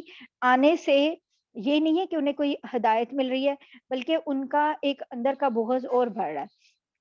وَأَلْقَيْنَا بَيْنَهُمُ الْعَدَاوَةَ وَالْبَغْضَاءَ إِلَى يَوْمِ الْقِيَامَةِ، اور ہم نے ان کے درمیان قیامت کے دن تک کے لیے دعوت اور بغض پیدا کر دیا ہے۔ كُلَّمَا أَوْقَدُوا نَارًا لِلْحَرْبِ أَطْفَأَهَا اللَّهُ وَيَسْعَوْنَ فِي الْأَرْضِ فَسَادًا، اور جب کبھی یہ جنگ کی آگ بھڑکاتے ہیں اللہ اس کو بجھا دیتا ہے اور یہ زمین میں فساد مچاتے پھرتے ہیں۔ وَاللَّهُ لَا يُحِبُّ الْمُفْسِدِينَ، اور اللہ فساد مچانے والوں کو پسند نہیں کرتے، یعنی یہ جو سازشیں کر رہے ہیں۔ اور نبی صلی اللہ علیہ وسلم نے جو جنگ بندی کا معاہدہ کیا ہوا تھا، تو وہ کوششوں میں لگے ہوئے تھے کہ مسلمانوں پہ کوئی نہ کوئی حملہ کرے اور مسلمانوں کو شکست ہو، تو اللہ تعالیٰ ان کی سازشوں کو ناکام کریں۔ وَلَوْ أَنَّ أَهْلَ الْكِتَابِ آمَنُوا وَاتَّقَوْا لَكَفَّرْنَا عَنْهُمْ سَيِّئَاتِهِمْ وَلَأَدْخَلْنَاهُمْ جَنَّاتِ النَّعِيمِ، اور اگر اہل کتاب ایمان لے آتے اور تقوی اختیار کرتے تو ہم ضرور ان کی برائیاں معاف کر دیتے اور انہیں ضرور آرام و راحت کے باغات میں داخل کرتے۔ وَلَوْ أَنَّهُمْ أَقَامُوا التَّوْرَاةَ وَالْإِنْجِيلَ وَمَا أُنْزِلَ إِلَيْهِمْ مِنْ رَبِّهِمْ لَأَكَلُوا مِنْ فَوْقِهِمْ وَمِنْ تَحْتِ أَرْجُلِهِمْ، اور اگر وہ تورات اور انجیل اور جو کتاب اب ان کے پاس ان کے رب کی طرف سے بھیجی گئی یعنی قرآن، اس کی ٹھیک ٹھیک پابندی کرتے تو وہ اپنے اوپر اپنے پاؤں کے نیچے ہر طرف سے اللہ کا رزق کھاتے۔ منہم امۃ مقتصدہ، اور اگر ان میں سے ایک جماعت راہ راست پر چلنے والی بھی ہے، وَكَثِيرٌ مِّنْهُمْ سَاءَ مَا يَعْمَلُونَ، مگر ان میں سے بہت سے لوگ ایسے ہیں کہ ان کے اعمال خراب ہیں، یعنی کچھ لوگ تو ہیں جو ایمان لے بھی آئے ہیں مگر زیادہ تر لوگ ایسے ہیں جن کے اعمال جو ہیں خراب ہیں۔ اللہ تعالیٰ بتا رہے ہیں یا ایھا الرسول بلغ ما انزل الیک من ربک، اے رسول جو کچھ تمہارے رب کی طرف سے تم پہ نازل کیا گیا ہے اس کی تبلیغ کرو۔ وَإِن لَّمْ تَفْعَلْ فَمَا بَلَّغْتَ رِسَالَتَهُ، اور اگر ایسا نہیں کرو گے تو اس کا مطلب یہ ہوگا کہ تم نے اللہ کا پیغام نہیں پہنچایا۔ وَاللَّهُ يَعْصِمُكَ مِنَ النَّاسِ، اور اللہ تمہیں لوگوں کی سازشوں سے بچائے گا۔ ان اللہ لا يهدي القوم الكافرین، یقین رکھو کہ اللہ کافر لوگوں کو ہدایت نہیں دیتے۔ قل یا اہل الکتاب لستم علی شیء حتی تقیموا التوراۃ والانجیل وما انزل الیکم من ربکم، کہہ دو کہ اہل کتاب جب تک تم تورات اور انجیل اور جو کتاب تمہارے پروردگار کی طرف سے تمہارے پاس اب بھیجی گئی ہے اس کی پوری پابندی نہیں کرو گے تو تمہاری کوئی بنیاد نہیں ہوگی۔ وَلَا يَزِيدَنَّ كَثِيرًا مِّنْهُم مَّا أُنزِلَ إِلَيْكَ مِن رَّبِّكَ طُغْيَانًا وَكُفْرًا، کوئی تمہاری کوئی بنیاد نہیں ہوگی جس پہ تم کھڑے ہو سکو، اور اے رسول جو وہی تم پر تمہارے پروردگار کی طرف سے نازل کی گئی ہے وہ ان میں سے بہت سوں کی سرکشی اور کفر میں مزید اضافہ کرے گی۔ فلا تأس علی القوم الکافرین، لہٰذا تم ان کافر لوگوں پہ افسوس مت کرنا۔ ان الذین آمنوا والذین ہادوا والصابئون والنصارى من آمن باللہ والیوم الآخر وعمل صالحا فلا خوف علیہم ولا هم یحزنون۔ حق تو یہ ہے کہ جو لوگ بھی، خواہ وہ مسلمان ہو یا یہودی یا صابی یا نصرانی، اللہ اور آخرت کے دن پر ایمان لے آئیں اور نیک عمل کریں گے تو ان کو تو کوئی خوف نہیں ہوگا اور وہ کسی غم میں مبتلا نہیں ہوں گے۔ یعنی کہ جو لوگ بھی یہودی صابی نصرانی اگر اسلام لے آتے ہیں تو پھر وہ یہاں نہ دنیا میں انہیں کوئی خوف ہوگا اور نہ آخرت میں۔ لقد اخذنا میثاق بنی اسرائیل وارسلنا الیہم رسلا كلما جاءهم رسول بما تهوى انفسهم فریقا كذبوا وفریقا یقتلون۔ ہم نے بنی اسرائیل سے عہد لیا تھا اور ان کے پاس رسول بھیجے تھے، جب کوئی رسول ان کے پاس کوئی ایسی بات لے کے آتا جس کو ان کا دل نہیں چاہتا تھا تو کچھ رسولوں کو انہوں نے جھٹلایا اور کچھ کو قتل کرتے رہے۔ وَحَسِبُوا أَلَّا تَكُونَ فِتْنَةٌ فَأَمُوا وَصَمُّوا ثُمَّ تَابَ اللَّهُ عَلَيْهِمْ ثُمَّ أَمُوا وَأَصَمُّوا كَثِيرٌ مِّنْهُمْ وَاللَّهُ بَصِيرٌ بِمَا يَعْمَلُونَ۔ اور وہ یہ سمجھ بیٹھے کہ کوئی پکڑ نہیں ہوگی، اس لیے یعنی گمان ان کا یہ تھا کہ ہمیں تو کوئی پکڑ نہیں ہوگی۔ وہ شروع سے ہی اپنے آپ کو لاڈلے اور چہیتے سمجھتے تھے، اس لیے اندھے بہرے بن گئے۔ پھر اللہ نے ان کی توبہ قبول کی تو ان میں سے بہت سے پھر اندھے بہرے بن گئے، یعنی دوبارہ سے کچھ لوگوں نے توبہ کر لی اور کچھ ان میں سے پھر پلٹ گئے، اور اللہ ان کے تمام اعمال کو خوب دیکھ رہے ہیں۔ لقد کفر الذین قالوا ان اللہ ہوا، اور وہ لوگ یقیناً کافر ہو گئے ہیں، ہو چکے ہیں جنہوں نے یہ کہا کہ اللہ تعالیٰ هو مسیح ابن مریم، کہ مسیح ابن مریم ہی اللہ ہیں۔ یہ تو بالکل ہی کافر ہیں، یہ وہ کہہ رہے ہیں۔ وقال المسیح یا بنی اسرائیل اعبدوا اللہ ربی و ربکم، حالانکہ مسیح نے تو یہ کہا تھا اے بنی اسرائیل اللہ کی عبادت کرو جو میرا بھی پروردگار ہے اور تمہارا بھی پروردگار، یعنی تم اس کو رب کہہ رہے ہو جبکہ اس نے تو یہ کہا تھا، اور اتنے دلائل اللہ قرآن پاک میں دے رہے ہیں کہ وہ کیسے وہ شخص اللہ کا بیٹا ہو سکتا ہے، وہ تو انسان تھے۔ انہ من یشرک باللہ فقد حرم اللہ علیہ الجنۃ ومأواہ النار وما للظالمین من انصار، اور یقین جانو جو شخص اللہ کے ساتھ کسی کو شریک ٹھہرائے اللہ نے اس کے لیے جنت حرام کر دی اور اس کا ٹھکانہ جہنم ہے، اور جو لوگ یہ ظلم کرتے ہیں ان کو کسی قسم کے یار و مددگار میسر نہیں آئیں گے۔ لقد كفر الذين قالوا ان الله ثالث ثلاثة وما من اله الا اله واحد وان لم ينتهوا اما يقولون ليمسن الذين كفروا منهم عذاب اليم۔ اور یہاں بڑی وہی امپورٹنٹ بات آ رہی ہے ٹرینٹی کا جو ان کا کانسیپٹ ہے کہ وہ لوگ بھی یقیناً کافر ہو چکے ہیں جنہوں نے یہ کہا ہے کہ اللہ تین میں تیسرا ہے، حالانکہ ایک خدا کے سوا کوئی خدا نہیں۔ اور اگر یہ لوگ اپنی اس بات سے باز نہ آئے تو وہ ان میں سے جن لوگوں نے ایسے کفر کا ارتکاب کیا ہے ان کو دردناک عذاب پکڑ کے رہے گا۔ اور یہ پہلے بھی بات آئی ہے کہ تین میں وہ کہتے تھے کبھی کہ حضرت عیسیٰ علیہ السلام، حضرت مریم اور حضرت جبرائیل علیہ السلام، یہ تینوں جو ہیں یہ مل کے اللہ ہیں، اور کبھی کہتے تھے علیحدہ علیحدہ اللہ ہیں۔ پھر انہیں یہ بھی پتا تھا کہ ایک رب بھی ہے اس کے علاوہ جس کا بیٹا یہ حضرت عیسیٰ علیہ السلام کو بنا رہے تھے، تو پھر یہ کہتے تھے ایک وہ اللہ یعنی باپ، اور ایک بیٹا یعنی حضرت عیسیٰ علیہ السلام، اور تیسرا روح القدس یعنی حضرت جبرائیل علیہ السلام۔ اب یہ خود ہی کنفیوز ہیں، ان کے فرقوں میں یہ آپس میں یہ ایک ڈفرنٹ باتیں ہیں، کوئی ان تین کو کہتا ہے، کوئی بیچ میں حضرت مریم کو ڈالتا ہے، کوئی کسی کو نکالتا ہے اس طرح، اور حضرت جبرائیل علیہ السلام کو بھی بیچ میں کہ جو ہے کہ وہ وہی لے کے آتے تھے تو وہ بھی اللہ استغفر اللہ اس میں بنا دیا۔ تو یہ اصل بات یہ کہ یہ کبھی کہتے ہیں تینوں مل کر ایک ہیں، کبھی کہتے ہیں تینوں مل کر تینوں میں سے ہر کوئی ہے ایک، اور اس طرح کر کے تو ان کو خود بھی یعنی یہ کنفیوز ہیں کہ یہ کس طرح کا ان کا عجیب و غریب سا یہ عقیدہ ہے۔ حالانکہ وما من الہ الا الہ واحد، حالانکہ یہ خدا کے سوا کو تو کوئی خدا ہے ہی نہیں، اور اگر یہ لوگ اپنی اس بات سے باز نہ آئے تو ان میں سے جن لوگوں نے ایسے کفر کا ارتکاب کیا ان کو دردناک عذاب پکڑ کر رہے گا۔ افلا یتوبون الی اللہ ویستغفرونہ واللہ غفور رحیم۔ क्या پھر بھی یہ لوگ معافی کے لیے اللہ کی طرف رجوع نہیں کریں گے اور اس سے مغفرت نہیں مانگیں گے؟ حالانکہ اللہ بہت بخشنے والے بڑے مہربان ہیں، یعنی کہ اللہ تو کہتے ہیں کہ جو معاف کرنے کے لیے آئے میں بھاگ کے اس کی طرف جاؤں۔ مل مسیح ابن مریم الا رسول قد خلت من قبلہ الرسل و امہ صدیقہ۔ اور اللہ تعالیٰ اب کیسی کیسی باتیں جو بتا رہے ہیں کہ مسیح ابن مریم تو ایک رسول تھے، اس سے زیادہ کچھ نہیں، ان سے پہلے بھی بہت سے رسول گزر چکے ہیں، ویسے ہی رسول تھے جیسے اور رسول گزرے تھے، ویسے ہی انسان تھے جیسے اور انسان گزرے تھے، اور ان کے رسولوں جیسے جیسے اور نبی گزرے تھے ویسے تھے۔ وہ امہ صدیقہ، اور ان کی ماں صدیقہ تھیں، اور ان کی ماں سچی تھیں، صدیق تھیں، بہت سچی، راست باز، اور پہلے اللہ تعالیٰ نے ان کو پاکیزہ کہا ہے، یعنی کہ یہودیوں کے جتنے بھی اور قادیانیوں کے جتنے الزام ہے سب اللہ تعالیٰ نے یہودیوں کے سب ہٹا دیے، تو اس کے علاوہ ظاہر ہے قادیانیوں کی تو کوئی اوقات ہی نہیں ہے، اور وہ بھی لیکن حضرت مریم علیہ السلام کے اوپر الزام لگاتے ہیں، اور حضرت عیسیٰ علیہ السلام کو نہیں مانتے اس طرح کہ وہ اس طرح پیدا ہوئے ہیں۔ تو اللہ تعالیٰ کیا کہہ رہے ہیں؟ امہ صدیقہ، اور ان کی والدہ تو صدیقہ تھیں، ان کی ماں صدیقہ تھیں، اور پھر اللہ تعالیٰ بتا رہے ہیں کہ بھی کیسے وہ ایک انسان تھے، کیسے وہ ایک دوسرے لوگوں کی طرح تھے اور دوسرے رسولوں کی طرح ہی تھے۔ کانا یا کلان طعام، دیکھو یہ دونوں تو کھانا کھاتے تھے، انظر کیفا نبین لہم الآیات ثم انظر انا یؤفکون، اور دیکھو ہم ان کے سامنے کس طرح کھول کھول کے نشانیاں واضح کر رہے ہیں، پھر بھی یہ دیکھو کہ ان کو اوندھے منہ کہاں لے جایا جا رہا ہے۔ کتنی پیاری بات ہے، ثم انظر انا یؤفکون، دیکھو یہ نہیں کہا اللہ تعالیٰ نے کہ دیکھو کہاں جا رہے ہیں، نہیں، اوندے منہ کہاں جا رہے ہیں یہ نہیں کہا، یہ کہا کہاں لے جایا جا رہا ہے، یعنی ابھی بھی انہیں کوئی اور لے کے جا رہا ہے، کاش انہیں سمجھ آ جائے۔ لے جایا جا رہا کا مطلب یہ ہوتا ہے کہ ایک امید ہے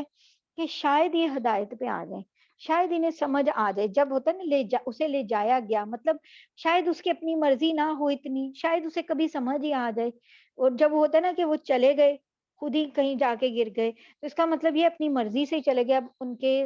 سمجھنے کی امید ہی کم ہے۔ کل اتعبدون من دون اللہ ما لا یملک لکم ضرا ولا نفعا، اے پیغمبر ان سے کہو کیا تم اللہ کے سوا ایسی مخلوق کی عبادت کرتے ہو جو تمہیں نہ کوئی نقصان پہنچانے کی طاقت رکھتی ہے اور نہ فائدہ پہنچانے کی، واللہ هو السمیع العلیم، اور جبکہ اللہ ہر بات کو سننے والے، ہر چیز کو جاننے والے ہیں۔ یعنی کہ اب تم یعنی بتوں کی بھی بات ہو رہی ہے کہ بت پرستوں سے کہ تم نہ وہ تمہیں کوئی فائدہ پہنچا سکتے ہیں نہ نقصان، تو پھر تم ان کی عبادت کرو۔ قل یا اہل الکتاب لا تغلوا فی دینکم غیر الحق ولا تتبعوا اهواء قوم قد ضلوا من قبل واضلوا كثيرا وضلوا عن سواء السبیل، اور ان سے یہ بھی کہو اے اہل کتاب اپنے دین میں ناحق غلو نہ کرو۔ یہ بڑی امپورٹنٹ بات ہے، غلو کسی کام میں اس کی معقول جو لمٹس ہیں، حدود ہیں، ان سے آگے بڑھ جانا۔ عیسائیوں کا غلو کیا تھا کہ وہ حضرت عیسیٰ کی تعظیم میں اتنے بڑھ گئے کہ انہیں خدا قرار دے دیا۔ یہودیوں کا غلو کیا تھا؟ اللہ تعالیٰ نے ان سے محبت کا اظہار بھی کیا، ان کے اوپر اتنے معجزے لے کے آئے، تو اس کی بنا پر وہ یہ سمجھ بیٹھے کہ بس وہی ساری دنیا کے لوگوں کو چھوڑ کے صرف وہ اللہ کے چہیتے ہیں، اور اس وجہ سے وہ جو چاہے کریں اور اللہ تعالیٰ ان سے ناراض نہیں ہوں گے، اور بلکہ وہ ہی صرف جنت میں جائیں گے، اور وہ جو مرضی کریں، جتنے مرضی احکامات توڑیں، جیسے مرضی گستاخیاں کریں، جیسے مرضی انبیاء کو قتل کریں، تو اس لیے اور ان میں سے اور یہودیوں میں جو ہے کچھ لوگ حضرت عزیر کو بھی اللہ کا بیٹا کہتے ہیں، تو یہ سب باتیں اللہ تعالیٰ کہہ رہے ہیں یہ غلو ہیں، اور ہم بھی کتنے غلو کرتے ہیں، اسی لیے دین میں غلو جو ہے وہ منع ہے، اور ہم بھی کتنے ہی اولیاء کو ہم نے انبیاء سے بھی آگے غلو کر دیا ہوا ہے اور اتنا بڑھا دیا ہوا ہے، تو ہمیں خود یہ سب دیکھنے کی ضرورت ہے کہ کہیں ہم خود تو نہیں غلو کر رہے اور ان لوگوں کی خواہشات کے پیچھے نہ چلو، جو پہلے خود بھی گمراہ ہوئے اور بہت سے لوگوں کو بھی گمراہ کیا اور سیدھے راستے سے بھٹک گئے۔ لوئن الذین کفروا من بنی اسرائیل علی لسان داؤد و عیسی ابن مریم، اور بنو اسرائیل کے جو لوگ کافر ہوئے ان پر داؤد اور عیسی ابن مریم کی زبان سے لعنت بھیجی گئی تھی، اور یہ سب اس لیے ہوا کیونکہ انہوں نے نافرمانی کی تھی، ذالک بما عصوا وکانوا یعتدون، اور وہ حد سے گزر جایا کرتے تھے۔ دیکھو نا، سب غلو کی بات آ رہی ہے، یہ سب حد سے گزر جاتے تھے، اور جو حد سے گزر جاتا ہے اس کے اوپر لعنت انبیاء نے کی ہے، ٹھیک ہے، کانو یعنی حد سے نہیں گزرنا، جو حدود اللہ تعالیٰ نے لمٹس بتائی ہیں بس اتنے. کانوا لا یتناہون عن منکر فعلوہ لبئس ما کانوا یفعلون. وہ جس بدی کا ارتکاب کرتے تھے اس سے ایک دوسرے کو منع نہیں کرتے تھے. حقیقت یہ ہے کہ یہ ان کا طرز عمل انتہائی برا تھا. یعنی کہ کیا کرتے تھے، جو بھی کوئی ایک برا کام کر رہا ہوتا تھا دوسرا اسے منع نہیں کرتا تھا. اللہ تعالیٰ کہہ رہے ہیں یہ بہت بری بات ہے. ترا کثیرا منہم یتولون الذین کفروا. اور تم ان میں سے بہت سو کو دیکھتے کہ انہوں نے بت پرست کافروں کو اپنا دوست بنایا ہوا ہے. لبئس ما قدمت لهم انفسهم ان سخط اللہ علیہم وفی العذاب هم خالدون. یقیناً جو کچھ انہوں نے اپنے حق میں اپنے آگے بھیج رکھا ہے وہ بہت برا ہے، کیونکہ اس کی وجہ سے اللہ ان سے ناراض ہو گئے ہیں اور وہ ہمیشہ عذاب میں رہیں گے. یعنی جو کچھ بھی انہوں نے کام کیے ہیں وہ بہت برے کیے ہیں. وَلَوْ كَانُوا يُؤْمِنُونَ بِاللَّهِ وَالنَّبِيِّ وَمَا أُنزِلَ إِلَيْهِ مَتَّخَذُوهُمْ أَوْلِيَاءَ وَلَكِنَّ كَثِيرًا مِّنْهُمْ فَاسِقُونَ.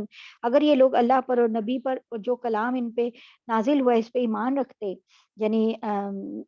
تورات کے اوپر اور اس کے بعد جو بھی نازل ہوا تھا انجیل اور پھر قرآن، تو پھر ان بت پرستوں کو دوست نہ بناتے. لیکن بات یہ ہے کہ ان میں زیادہ تعداد ان کی ہے جو نافرمان ہے، کیونکہ اللہ تعالیٰ تو بار بار کہہ رہے ہیں مسلمانوں کو بناؤ، مسلمانوں کے علاوہ کو نہ بناؤ. اگر یہ اللہ پہ ایمان رکھتے، اس کلام پہ ایمان رکھتے، تو کیوں بناتے انہیں؟ لَتَجِدَنَّ أَشَدَّ النَّاسِ عَدَاوَةً لِلَّذِينَ آمَنُوا الْيَهُودَ وَالَّذِينَ أَشْرَكُوا. اور تم یہ بات ضرور محسوس کر لو گے کہ مسلمانوں سے سب سے زیادہ سخت دشمنی رکھنے والے ایک یہودی ہیں اور دوسرے وہ لوگ ہیں جو کھل کر شرک کرتے ہیں. وَلَتَجِدَنَّ أَقْرَبَهُم مَّوَدَّةً لِلَّذِينَ آمَنُوا الَّذِينَ قَالُوا إِنَّا نَصَارَىٰ.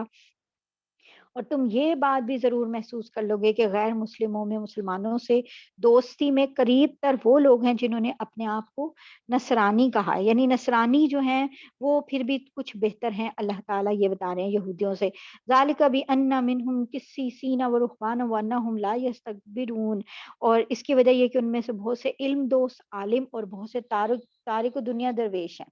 نیز یہ وجہ بھی ہے کہ وہ تکبر نہیں کرتے. اب تارک دنیا درویش کا کیا مطلب ہے؟ کہ ایسے لوگ ہیں کیونکہ انہوں نے اپنے آپ کو دنیا سے علیحدہ کر لیا ہے، تو دنیا کے مال اسباب وغیرہ سے ان کو کوئی غرض نہیں ہے. تو جب انہیں حق بات پہنچائی جاتی ہے تو وہ اس کو جلدی پہچان لیتے ہیں حق کو. تو یعنی اسلام ان تک پہنچایا جاتا ہے تو وہ جلدی پہچان لیتے ہیں، اس لیے وہ مسلمانوں سے اس لیے زیادہ قریب ہیں کہ وہ اس کو جلدی سمجھ لیں گے. ہم 10 منٹ کی ہماری بریک ہے، یہاں سے ہم انشاءاللہ 82 ہماری آیت ختم ہوگی ہے، 83 اور 7 پارہ ہمارا انشاءاللہ یہاں سے شروع ہوگا اس کے بعد 10 منٹ کے بعد. السلام علیکم ورحمۃ اللہ.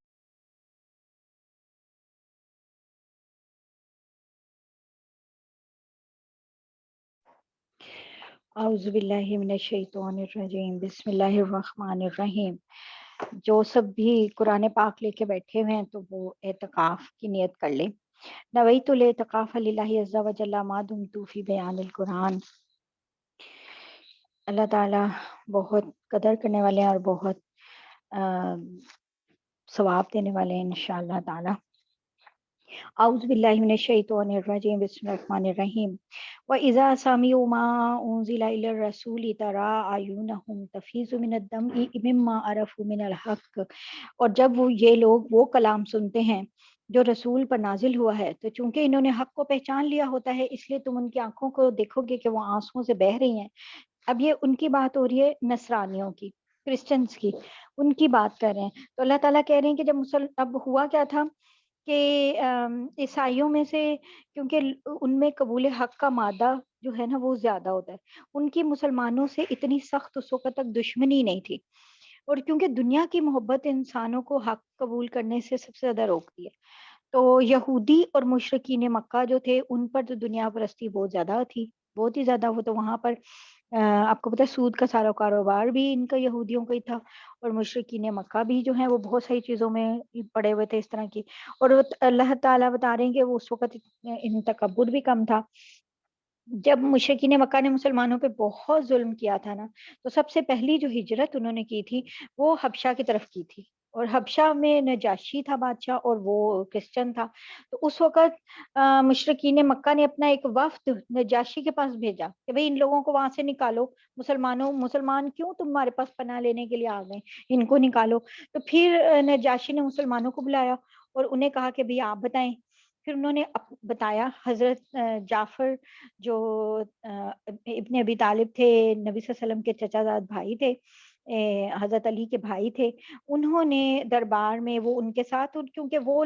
ان کے ساتھ تھے جو سب سے پہلے جنہوں نے ہجرت کی تھی حبشہ کی طرف، انہوں نے دربار میں ایک بڑی مؤثر تقریر کی، سورہ مریم کی آیات پڑھی اور بتایا کہ یہ کلام ہے۔ تو اس سے نجاشی کے دل میں، اور جو وہاں لوگ بیٹھے تھے، جو جو ظاہر ہے کہ اس کے دربار میں علم والے لوگ بھی تھے، تو ان کے اندر جو ہے ایک وہ جو راہب وغیرہ تھے، ان کے اندر ایک نرمی پیدا ہوئی، اور انہوں نے مسلمانوں کو وہاں سے نہیں نکالا، اور پھر یعنی کہ کافروں کی بات نہیں مانی، مشرکین کی۔ پھر انہوں نے اپنے کچھ علماء اور راہب اکٹھے کیے، اور انہوں نے ایک اس کا جو وفد سا بنا کے ایک مطلب ایک قافلہ بنا کے آپ کی خدمت میں بھیجا۔ تو نبی صلی اللہ علیہ وسلم نے ان کے سامنے سورہ یاسین کی تلاوت کی، جسے سن کے ان لوگوں کے آنکھوں سے آنسو بہنے لگ گئے۔ تو یہاں پہ اس بات کا بھی ذکر ہو رہا ہے، اور پھر انہوں نے خود اس بات کی گواہی دی کہ یہ اس کلام کے مشابہ ہے جو حضرت عیسیٰ پہ نازل ہوا تھا، یعنی بالکل اس جیسا ہی ہے۔ تو اس لیے وہ لوگ جو ہیں وہ مسلمان ہو گئے تھے، کیونکہ انہیں بھی پتا تھا، علم والوں کو تو پتا تھا، جہاں جہاں تورات تھی، جہاں جہاں انجیل تھی، کہ نبی پاک صلی اللہ علیہ وآلہ وسلم کے آنے کے بارے میں کہا گیا ہے، اور اتنے ہر کتاب کے اندر کہا گیا ہے۔ یقولون ربنا آمنا فاکتبنا مع الشاہدین، اور وہ کہہ رہے ہیں اے ہمارے پروردگار، ہم ایمان لے آئے ہیں، یعنی کہ ان کے بارے میں کہا جا رہا ہے وما لنا لا نؤمن باللہ وما جاءنا من الحق ونطمع ان يدخلنا ربنا مع القوم الصالحین، اور ہم اللہ پر اور جو حق ہمارے پاس آ گیا ہے اس پر آخر کیوں ایمان نہ لائیں، اور پھر یہ توقع بھی رکھیں کہ ہمارا رب ہمیں نیک لوگوں میں شمار کرے گا۔ فَأَصَابَهُمُ اللَّهُ بِمَا قَالُوا جَنَّاتٍ تَجْرِي مِن تَحْتِهَا الْأَنْهَارُ خَالِدِينَ فِيهَا وَذَلِكَ جَزَاءُ الْمُحْسِنِينَ، چنانچہ ان کے اس قول کی وجہ سے اللہ ان کو وہ باغات دے گا جس کے نیچے نہریں بہتی ہوں گی، جن میں وہ ہمیشہ رہیں گے، اور یہی نیکی کرنے والوں کا صلہ ہے۔ وَالَّذِينَ كَفَرُوا وَكَذَّبُوا بِآيَاتِنَا أُولَٰئِكَ أَصْحَابُ الْجَحِيمِ، اور جن لوگوں نے کفر اپنایا ہے اور ہماری آیتوں کو جھٹلایا ہے وہ دوزخ والے لوگ ہیں۔ یا ایھا الذین آمنوا لا تحرموا طیبات ما احل اللہ لکم ولا تعتدوا، اے ایمان والو، اللہ نے تمہارے لیے جو پاکیزہ چیزیں حلال کی ہیں ان کو حرام قرار نہ دو، اور حد سے تجاوز نہ کرو، یعنی حد سے آگے نہ بڑھو کہ تم خود ہی سے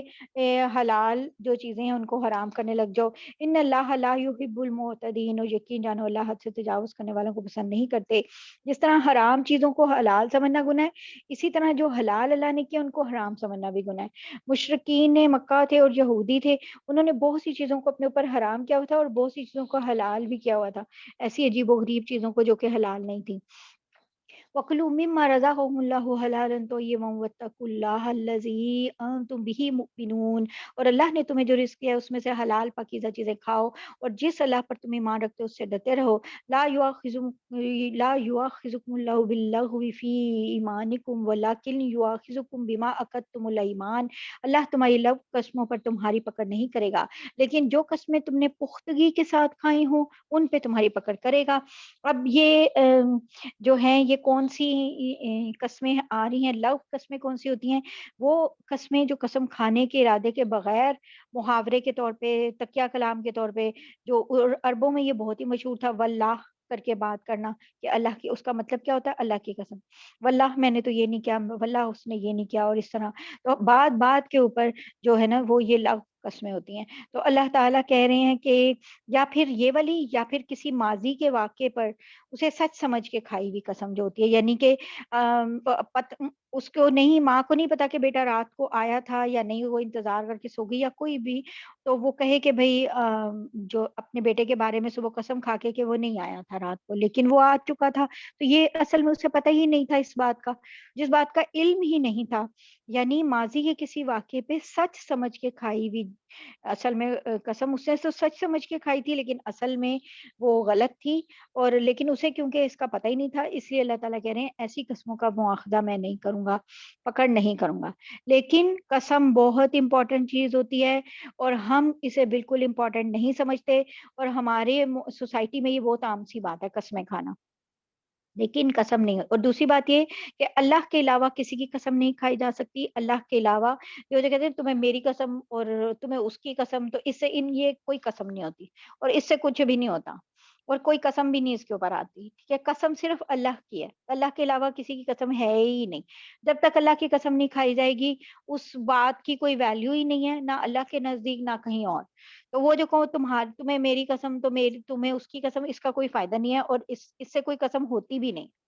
ٹھیک ہے؟ لیکن جو قسمیں تم نے پختگی کے ساتھ کھائی ہو، یعنی آئندہ زمانے میں کوئی کام کرنے یا نہ کرنے کے اوپر کوئی قسم کھائی ہو، کہ میں اللہ کی قسم کھاتی ہوں کہ میں یہ نہیں کروں گی، یا میں اللہ کی قسم کھاتی ہوں میں وہ نہیں کروں گی، یا میں وہ ضرور کروں گی، تو یہ جو قسمیں ہیں، کیونکہ وہ جان بوجھ کے مستقبل کے اوپر کھائی جا رہی ہیں، کہ اور کسی کام کے اوپر، کہ اگر یہ ہو گیا تو میں اللہ کی قسم یہ ضرور کروں گی، تو پھر وہ قسمیں جو ہیں ان پہ پکڑ ہوگی۔ بما عقدتم الایمان، ان پہ تمہاری پکڑ کرے گا۔ فکفارتہ اطعام عشرۃ مساکین من اوسط ما تطعمون اہلیکم او کسوتہم او تحریر رقبہ، یعنی کہ اب اس چنانچہ ہوگا کیا، پکڑ کیا ہوگی، کفارہ دینا پڑے گا۔ اگر وہ قسم توڑ دی، وہ کام نہیں کیا، تو کفارہ دینا ہے، 10 مسکینوں کو اوسط درجے کا کھانا کھلانا ہے، اوسط دینے کا نارمل،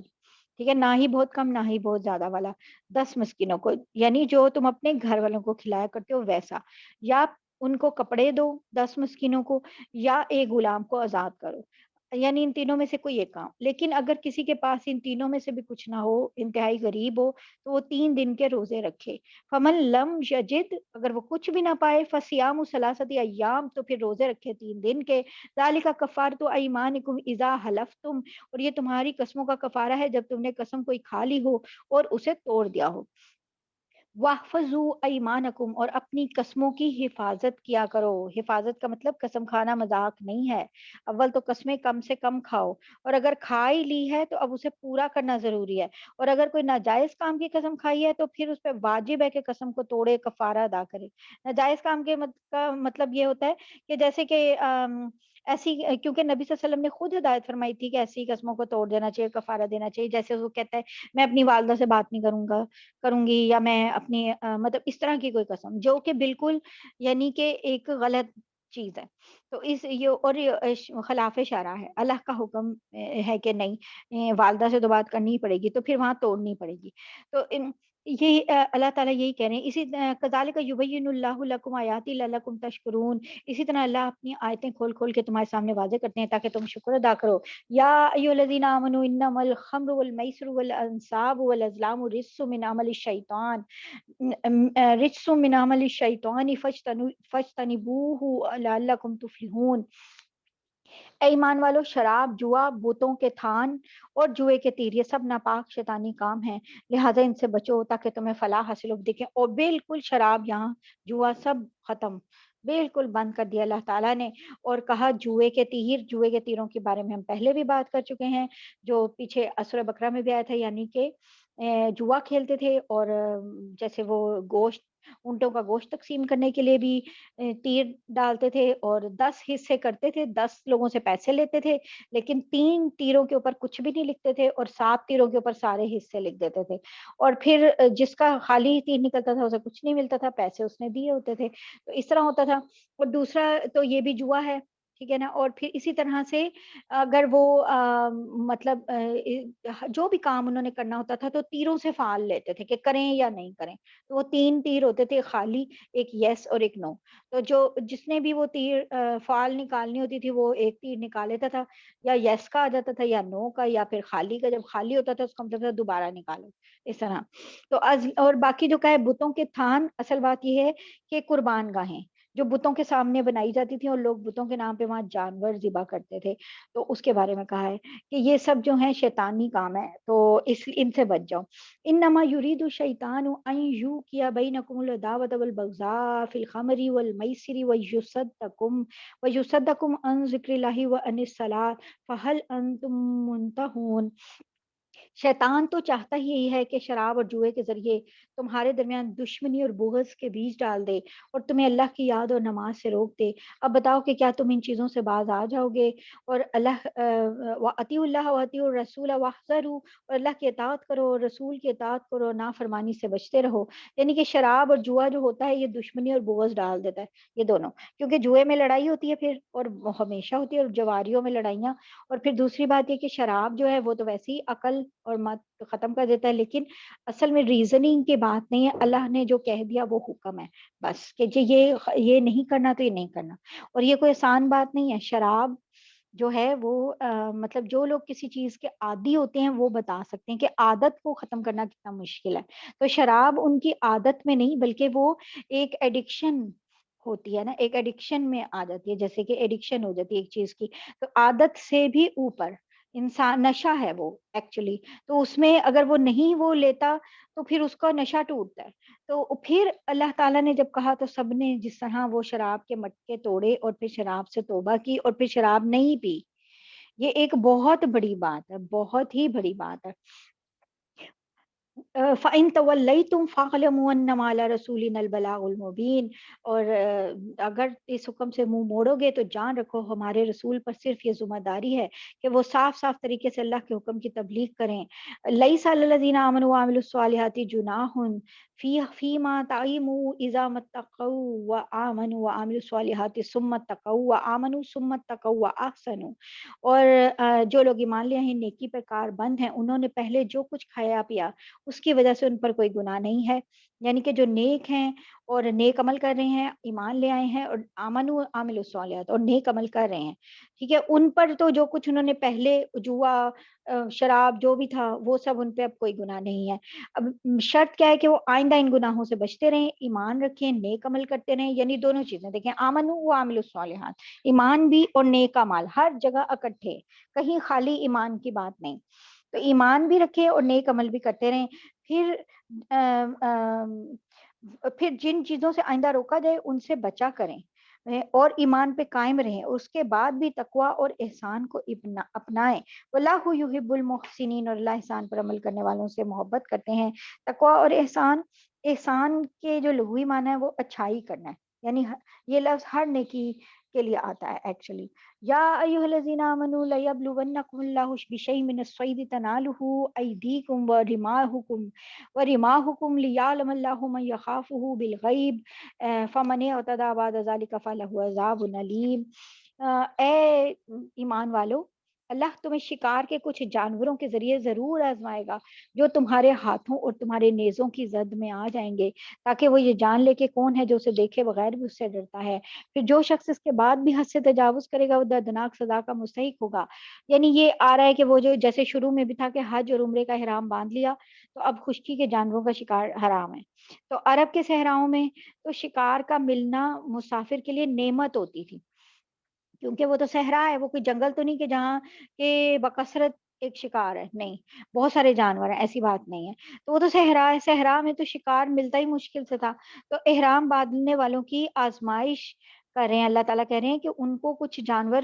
جو ہے ان کے اتنے قریب بھیج دے گا کہ ان کی نیزوں کی زد میں ہوں گے، انہیں لگیں گے کہ نیزہ بھی ماریں گے تو یہ جو ہے ہم شکار کر لیں گے. لیکن یہ اللہ کا ٹیسٹ ہے، ٹھیک ہے، کہ اللہ تعالیٰ کے حکم کی وجہ سے اب اس نعمت سے پرہیز کرنا ہے. اور اس کو اور اگر جو اللہ سے دیکھے بغیر ڈرے گا، اللہ تعالیٰ نے اس کے لیے بہت سے انعام رکھے ہیں، اور جو اس کی حد سے تجاوز کرے گا وہ دردناک سزا کا مستحق ہوگا. یا ایھا الذین آمنوا لا تقتلوا الصید وانتم حرم، اور اے ایمان والو جب تم احرام کی حالت میں ہو تو کسی شکار کو قتل نہ کرو. ومن قتلہ، اور جو تم میں سے کوئی جان بوجھ کے قتل کر دے، منکم متعمدا، یعنی کہ جان بوجھ کر، فجزاء مثل ما قتل من النعم يحكم به ذوى عدل منكم هديا بالغ الكعبة او کفارۃ طعام مساکین او عدل ذلك صیاما لیذوقوا وبال امری عفا اللہ عما سلف ومن عاد فینتقم اللہ منہ.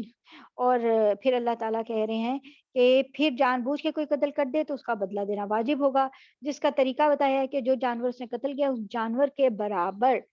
چوپایوں میں سے کسی جانور کو جس کا فیصلہ تم میں سے دو دیانتدار تجربہ کار آدمی کریں گے کعبہ پہنچا کے قربان کیا جائے، یا اس کی قیمت کا کفارہ مسکینوں کو کھانا کھلا کے ادا کیا جائے، یا اس کے برابر روزے رکھے جائیں تاکہ وہ شخص اپنے کیے کا بدلہ چکھے. پہلے جو کچھ ہو چکا اللہ نے اسے معاف کر دیا. فاللہ اما سلف ومن عاد فینتقم اللہ منہ، اور جو شخص دوبارہ ایسا کرے گا اللہ اس سے بدلہ لیں گے. واللہ عزیز ذو انتقام، اور اللہ اقتدار والے ہیں اور انتقام کے مالک ہیں. اب اصل میں بات کیا ہے کہ پہلے شکار کیے ہوئے جانور کی کے برابر چوپایوں میں سے کسی جانور کا مطلب یہ ہے کہ اگر کوئی کسی نے کوئی ہرن وغیرہ شکار کر لیا ہے تو ظاہر ہے کہ اس سے ملتا جلتا جانور بکری. لیکن اللہ تعالیٰ نے کہا خود سے ڈیسائیڈ نہیں کرنا. جو دو لوگ ہیں دیانت دار تجربہ کار وہ بتائیں گے تاکہ کوئی شخص جو ہے نا اپنی مرضی سے نہ کچھ چیز کر لے. اور امام ابو حنیفہ کے مطابق جو بھی جانور شکار کیا اس کے برابر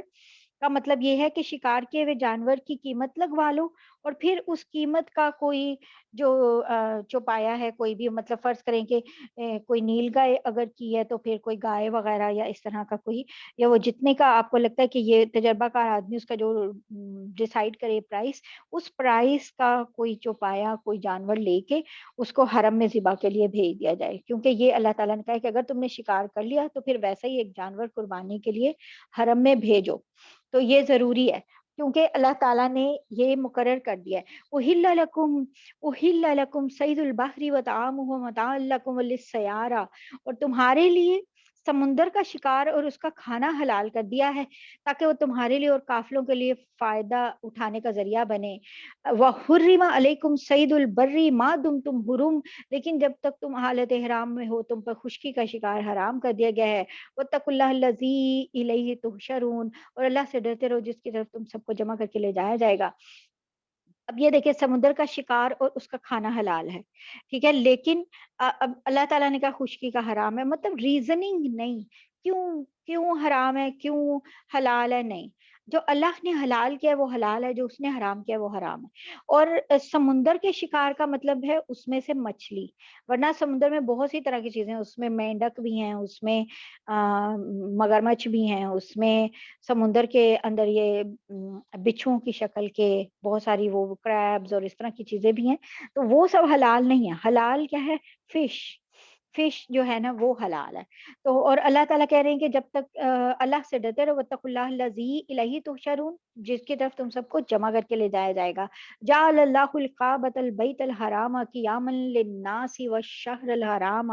والہدی والقلائد, اور اللہ نے کعبے کو جو بڑی حرمت والا گھر ہے لوگوں کے لیے قیام امن کا ذریعہ بنا دیا ہے, نیز حرمت والے مہینے, نذرانے کے جانور اور ان کے گلے میں پڑے ہوئے جو پٹے قلائد ہیں ان کو بھی امن کا ذریعہ بنایا ہے. یعنی امن کا ذریعہ بنایا ہے کہ جہاں پہ بھی یہ لوگ دیکھے یعنی کہ حرمت والے مہینے ہوں تو بھی آپ نے کوئی قتال وغیرہ نہیں کرنا. جہاں یہ ایسے جانور ہوں جن کے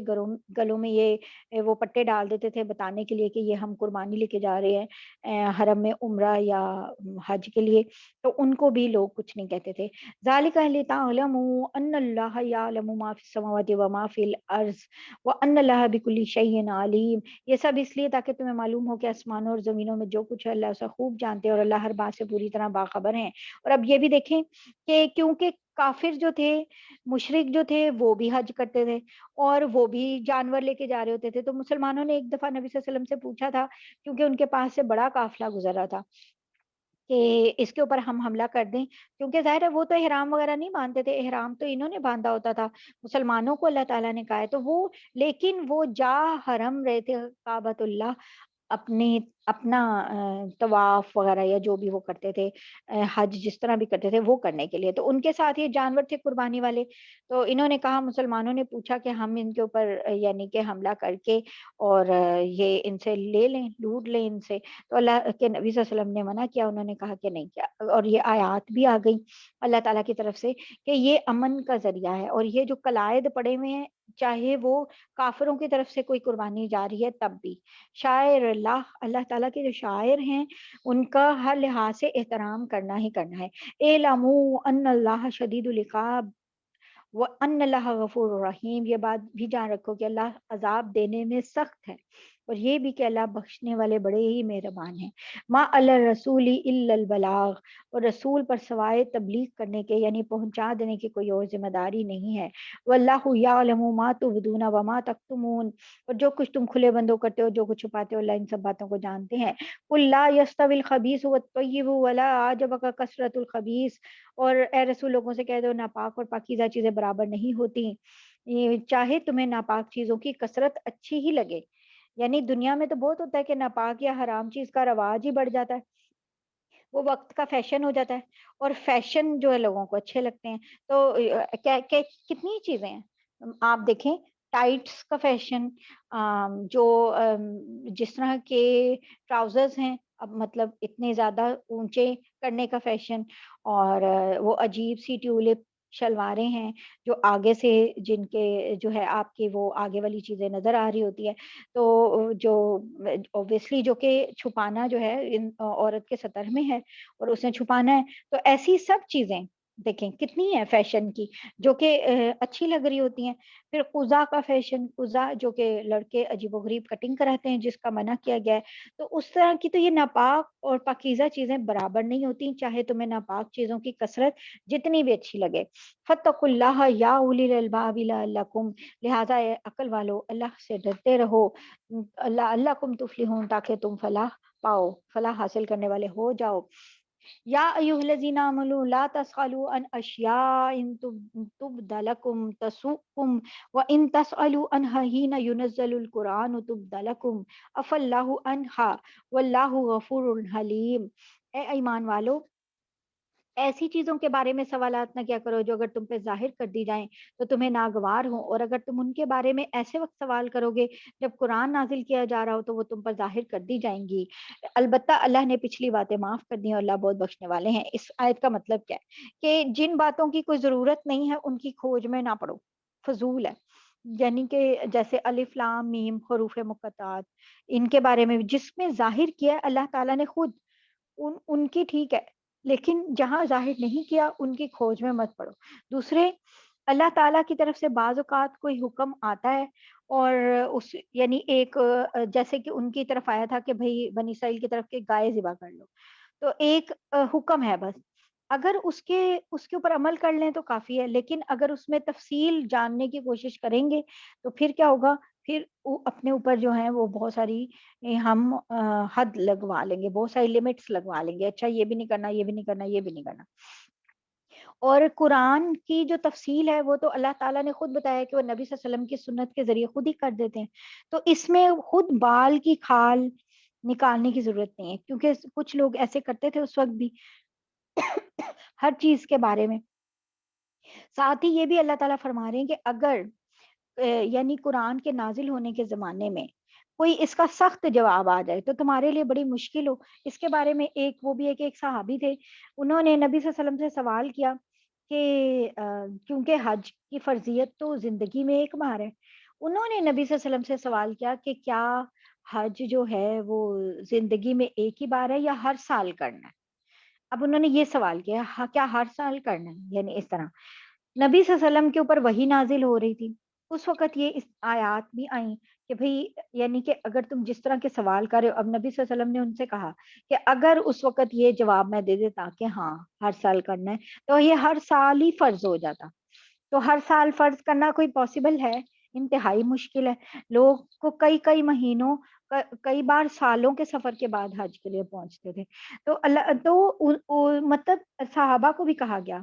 اور ہمیں بھی بتایا جا رہا ہے کہ فضول کی بال کی کھال جو ہے نا وہ نہیں نکالتے، اس لیے اسی طرح یعنی کہ جیسے نماز روزے اور زکوٰۃ جو ہے اس میں عمل کرنے سے حکم کی تعمیل ہو جاتی ہے، اس لیے فضول کے سوال جو ہے نا اس میں نہیں کرتے، اس لیے۔ اور اسی طرح اللہ تعالیٰ یہ نبی صلی اللہ علیہ وسلم نے کہا کہ اگر میں یہ کہہ دیتا کہ ہاں ہر سال فرض ہے تو پھر پوری امت پہ وہ ہر سال فرض ہو جاتا، یعنی کیسی بات ہے کہ ایک جو اللہ تعالیٰ کہہ رہے ہیں ظاہر کرتے ہیں بس اتنی باتیں رکھو، آگے والی نہیں۔ قد سألها قوم من قبلكم ثم اصبحوا بها کافرین، تم سے پہلے قوم نے اس قسم کے سوالات کیے تھے یعنی بنی اسرائیل، پھر ان کے جو جواب دیے گئے ان سے وہ منکر ہو گئے، یعنی کہ جو جواب اب اللہ تعالیٰ نے انہیں دیا ہے پھر تو اس کے اوپر انہیں عمل کرنا چاہیے، لیکن ان کی پابندی بڑھ گئی تھی، انہوں نے عمل نہیں کیا۔ ما جعل اللہ من بحیرۃ ولا صائبۃ ولا وسیلۃ ولا حام، اللہ نے کسی جانور کو نہ بحیرہ بنانا طے کیا ہے، نہ صائبہ، نہ وسیلہ، نہ حام، ولیکن الذین کفروا، لیکن جن لوگوں نے کفر اپنایا ہے، یفترون علی اللہ الکذب، وہ اللہ پہ جھوٹ باندھتے ہیں،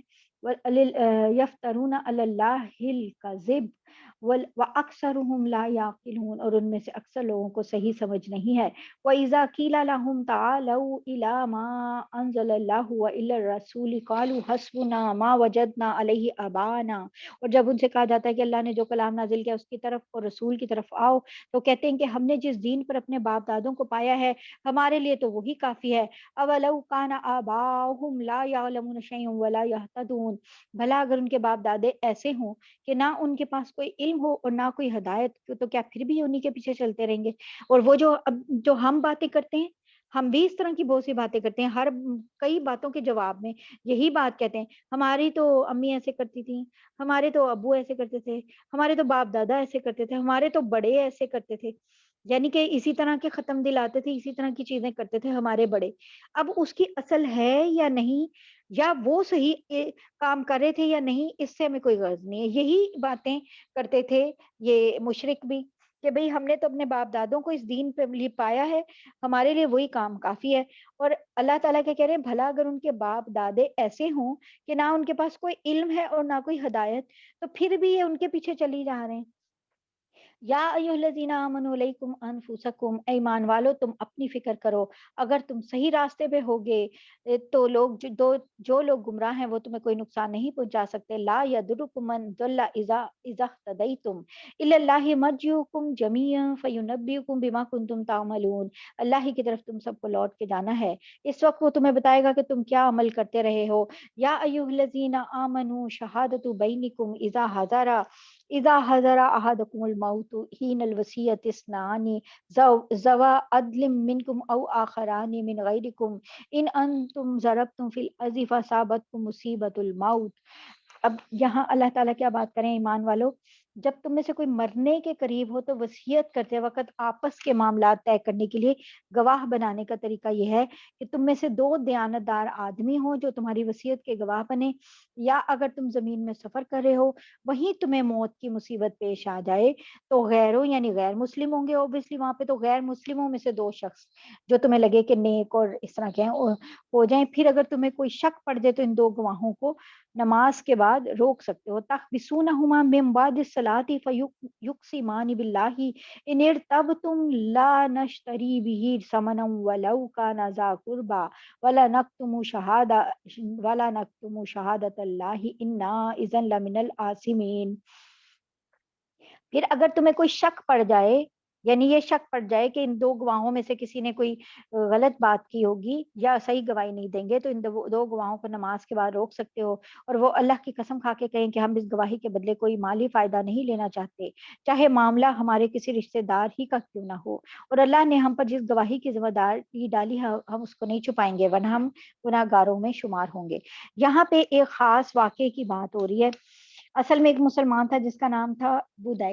بدائل تھا، تو یہ تجارت کی کرتا تھا، بزنس کرتا تھا، تو اس نے اپنے دو عیسائی ساتھی تھے تمیم اور ردی، ان کے ساتھ شام گیا تجارت میں، وہاں بیمار ہو گیا اور اسے لگ رہا تھا کہ اب میں نہیں بچوں گا، تو اس نے اپنے ان دونوں ساتھیوں کو وصیت کی کہ میرا جتنا بھی سامان ہے میرے وارثوں کو دے دینا، تو اس نے ساتھ یہ بھی ایک ہوشیاری کی کہ اس نے سامان کی ایک لسٹ بنائی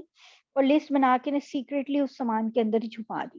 اب عیسائی ساتھیوں کو تو لسٹ کا پتہ نہیں تھا، انہوں نے سامان تو وارثوں کو پہنچایا مگر کچھ چیزیں اس میں سے رکھ لیں، جن میں ایک چاندی کا پیالہ بھی تھا جس پہ سونے کا پانی چڑھا ہوا تھا اور اس کی قیمت کافی زیادہ تھی، 1000 درہم اس وقت بتائی گئی تھی، وہ اپنے پاس رکھ لیا۔ جب وارثوں کو بدیل کی وہ سامان ملا تو اس میں لسٹ ملی، تو اب انہیں پتہ چلا کہ اس میں تو ایک پیالہ بھی تھا، انہوں نے تمیم اور ردی وہ دونوں لوگوں سے کہا کہ بھئی لاؤ پیالہ کہاں ہے، تو انہوں نے قسم کھا لی کہ ہم نے تو سامان یہی تھا، اس میں کوئی ایسی چیز نہیں تھی۔ کچھ عرصے بعد انہوں نے بدیل کے وارثوں کو پتہ چلا کہ وہ پیالہ انہوں نے مکہ میں ان دونوں میں سے کسی نے ایک سنار کو فروخت کے لیے بھیجا ہے۔ اس پر تمیم اور ردی نے کہا کہ جب ان سے پوچھا کہ ہم تو اس پیالے کی بات کریں، یہ تو ہمارا ہے، تو اس نے کہا کہ یہ پیالہ تو ہم نے بدیل سے خرید لیا تھا اور خریداری کا تو کوئی گواہ ہمارے پاس نہیں ہے، اس لیے ہم نے پہلے اس بات کا کوئی ذکر نہیں کیا، اور اب وہ خود ہی مدعی تھے کہ بھئی ہم نے خریدا ہے، اور مدعی پر لازم ہوتا ہے کہ اس نے گواہ پیش کرنا ہے، تو یہ پیش نہیں کر سکے کیونکہ گواہ تو ان کے پاس کوئی تھا نہیں، تو اب قاعدہ یہ اللہ تعالیٰ نے مقرر کیا ہوا تھا، اور اس قاعدے کے مطابق اللہ تعالیٰ نے یہ آیات اتاری اور اس قاعدے کے مطابق ان وارثوں میں سے بدیل کے جو دو عزیز تھے قریب قریب کے، انہوں نے قسم کھائی کہ جنہیں پتا تھا کہ یہ بدیل کی ملکیت تھا یہ پیالہ، جنہوں نے دیکھا تھا اس پیالے کو بدیل کے بعد، انہوں نے کہا کہ یہ پیالہ تو بدیل کا تھا اور یہ کرسچن جو ہے نا یہ جھوٹ بول رہے ہیں، کیونکہ ان کے پاس کوئی گواہ ہی نہیں ہے کہ اس نے بیچ دیا انہیں۔ اس پہ نبی صلی اللہ علیہ وسلم نے ان کے حق میں فیصلہ کیا، اور کرسچنز جو تھے وہ دونوں ان کو تمیم اور ردی پیالے کی پرائس دینی پڑی، اور یہ فیصلہ اس آیت کی وجہ سے ہوا، اور اس صورتحال کے لیے بھی ایک عام حکم بن گیا کہ جو مدعی ہے وہ گواہ لے کے آئے گا، ٹھیک ہے، جو دعویٰ کر رہا ہے وہ گواہ لے کے آئے گا، دعویٰ کر رہا ہے نا وہ اپنے پیالے کے اوپر، تو اب وہ گواہ اس نے لے کے آنے کہ یہ وہ کہہ رہا ہے یہ میرا پیالہ ہے، تو اسے بتانا پڑے گا کہ یہ پیالہ اس کا کیسے ہے، ٹھیک ہے نا، تو وہ یہ بتانا ضروری ہے، یہ اس کے بارے میں یہ چیز آ رہی ہے۔ فَإِنْ أُثِرَ عَلَىٰ أَنَّهُمَا اسْتَحَقَّا إِثْمًا فَآخَرَانِ يَقُومَانِ مَقَامَهُمَا مِنَ الَّذِينَ اسْتَحَقَّ عَلَيْهِمُ الْأَوْلَيَانِ فَيُقْسِمَانِ بِاللَّهِ لَا شَهَادَتُنَا أَحَقُّ مِنْ شَهَادَتِهِمَا وَمَا اعْتَدَيْنَا إِنَّا إِذًا لَّمِنَ الظَّالِمِينَ۔ اور پھر اگر بعد میں یہ پتہ چلے کہ انہوں نے جھوٹ بول کے اپنے اوپر گناہ کا بوجھ اٹھا لیا ہے، تو ان لوگوں میں سے دو آدمی ان کی جگہ گواہی کے لیے کھڑے ہو جائیں جن کے خلاف ان پہلے دو آدمیوں نے گناہ اپنے سر لے لیا تھا، اور وہ اللہ کی قسم کھائیں کہ ہماری گواہی ان پہلے دو آدمیوں کی گواہی کے مقابلے میں زیادہ سچی ہے اور ہم نے اس گواہی میں کوئی زیادتی نہیں کی ورنہ ہم ظالموں میں شمار ہوں گے۔ اس کا مطلب کیا تھا کہ اس کا مطلب یہ ہے کہ پہلے دو گواہ جنہوں نے خیانت کی تھی کہ بھئی انہوں نے جو پہلے انہوں نے کہا تھا کہ دو گواہ جو ہیں وہ بیچ میں رکھ لیں، اگر انہوں نے کوئی خیانت کی تو پھر وہ اللہ کی قسم کھائیں گے کہ اب نئے دو لوگ جو ہیں وہ آئیں گے اور وہ لوگ یہ اللہ کی قسم کھائیں گے کہ ہماری گواہی زیادہ سچی ہے، یعنی دوسری طرف کے لوگ وہ دو گواہ لے آئیں گے اور وہ کہیں گے کہ ہماری گواہی زیادہ سچی ہے اور ہم نے کوئی زیادتی نہیں کی ورنہ ہم تو خود ہی ظالموں میں شمار ہو جائیں گے۔ ذالک ادنی ان یاتوا بشہادۃ علی وجہہا او یخافوا ان ترد ایمان بعد ایمانہم واتقوا اللہ واسمعوا واللہ لا یہدی القوم الفاسقین۔ اور اس طریقے میں اس بات کی زیادہ امید ہے کہ لوگ شروع ہی میں ٹھیک ٹھیک گواہی دیں یا اس بات سے ڈریں کہ جھوٹی گواہی کی صورت میں ان کی قسموں کے بعد لوٹا کر دوسری قسمیں لی جائیں گی جو ہماری تردید کر دیں گی، اور اللہ سے ڈرو اور جو کچھ اس کی طرف سے کہا گیا اسے قبول کرنے کی نیت سے سنو۔ اللہ نافرمانوں کو ہدایت نہیں دیتا، یعنی اللہ تعالیٰ کہہ رہے قبول کرنے کی نیت سے سنو، جو بھی بیٹھا ہوا ہے وہ اس بات کو قبول کرنے کی نیت سے سنیں کہ یہ اللہ کی جو آیات ہیں یہ حق ہیں، یہ ان کے جو بھی احکامات ہیں یہ حق ہیں، تو اس لیے اس کو جو بھی سن رہا ہے وہ قبول کرنے کی نیت سے سنیں، اور تبھی اللہ تعالیٰ ہدایت بھی دیتے ہیں۔ چلیں جی دعا کر لیتے ہیں۔ اللہم صلی علی سیدنا محمد وعلی آل محمد وبارک وسلم۔ ربنا آتنا فی الدنیا حسنہ وفی الآخرۃ حسنہ وقنا عذاب النار وادخل جنۃ مع الابرار یا عزیز یا غفار یا رب العالمین۔ ربنا افرغ علینا صبرا وثبت اقدامنا وانصرنا علی القوم الکافرین۔ ربنا لا تؤاخذنا ان نسینا او اخطانا ربنا ولا تحمل علینا اصرا کما حملته علی الذین من قبلنا ربنا ولا تحملنا لما لا طاقة لنا به ما لا طاقة لنا به واعف عنا واغفر لنا وارحمنا أنت مولانا فانصرنا على القوم الكافرين۔ ربنا لا تزغ قلوبنا بعد إذ هديتنا وهب لنا من لدنك رحمة إنك أنت الوهاب إنك أنت الوهاب إنك أنت الوهاب۔ رب اغفر وارحم وانت خیر الراحمین، رب اغفر وارحم وانت خیر الراحمین، رب اغفر وارحم وانت خیر الراحمین۔ استغفر اللہ ربی من کل ذنب واتوب الیہ، استغفر اللہ ربی من کل ذنب واتوب الیہ۔ اللہم اعنی ذکرک و شکرک و حسن عبادتک، رب اغفرہما وارحمہما کما ربیانی صغیرا۔ یا رب العزت ہے میرے مالک، یا اللہ یا رب العزت اے میرے پاک پروردگار، یہ سب لوگ اپنے بہت سے کام دنیا کے چھوڑ کے یا اللہ صرف آپ کی کتاب کو سننے کے لیے سمجھنے کے لیے بیٹھے ہیں یا رب کریم، تاکہ آپ کے احکامات کو سن سکیں اور سمجھ سکیں۔ یا رب کریم یا اللہ آپ ہمیں دین کی سمجھ دیجیے، یا اللہ ان سب کے سارے کاموں میں بہت برکت دیجیے گا، یا اللہ ان کے رزق میں بہت برکت دیجیے گا، یا اللہ ہر طرح کے رزق میں یا رب کریم، ان کی اولادوں میں یا رب العزت یا اللہ ان میں بھی دین کی سمجھ عطا کیجیے گا، یا اللہ ہم سب کی اولادوں میں دین کی سمجھ دیجیے گا، یا اللہ ہم سب کو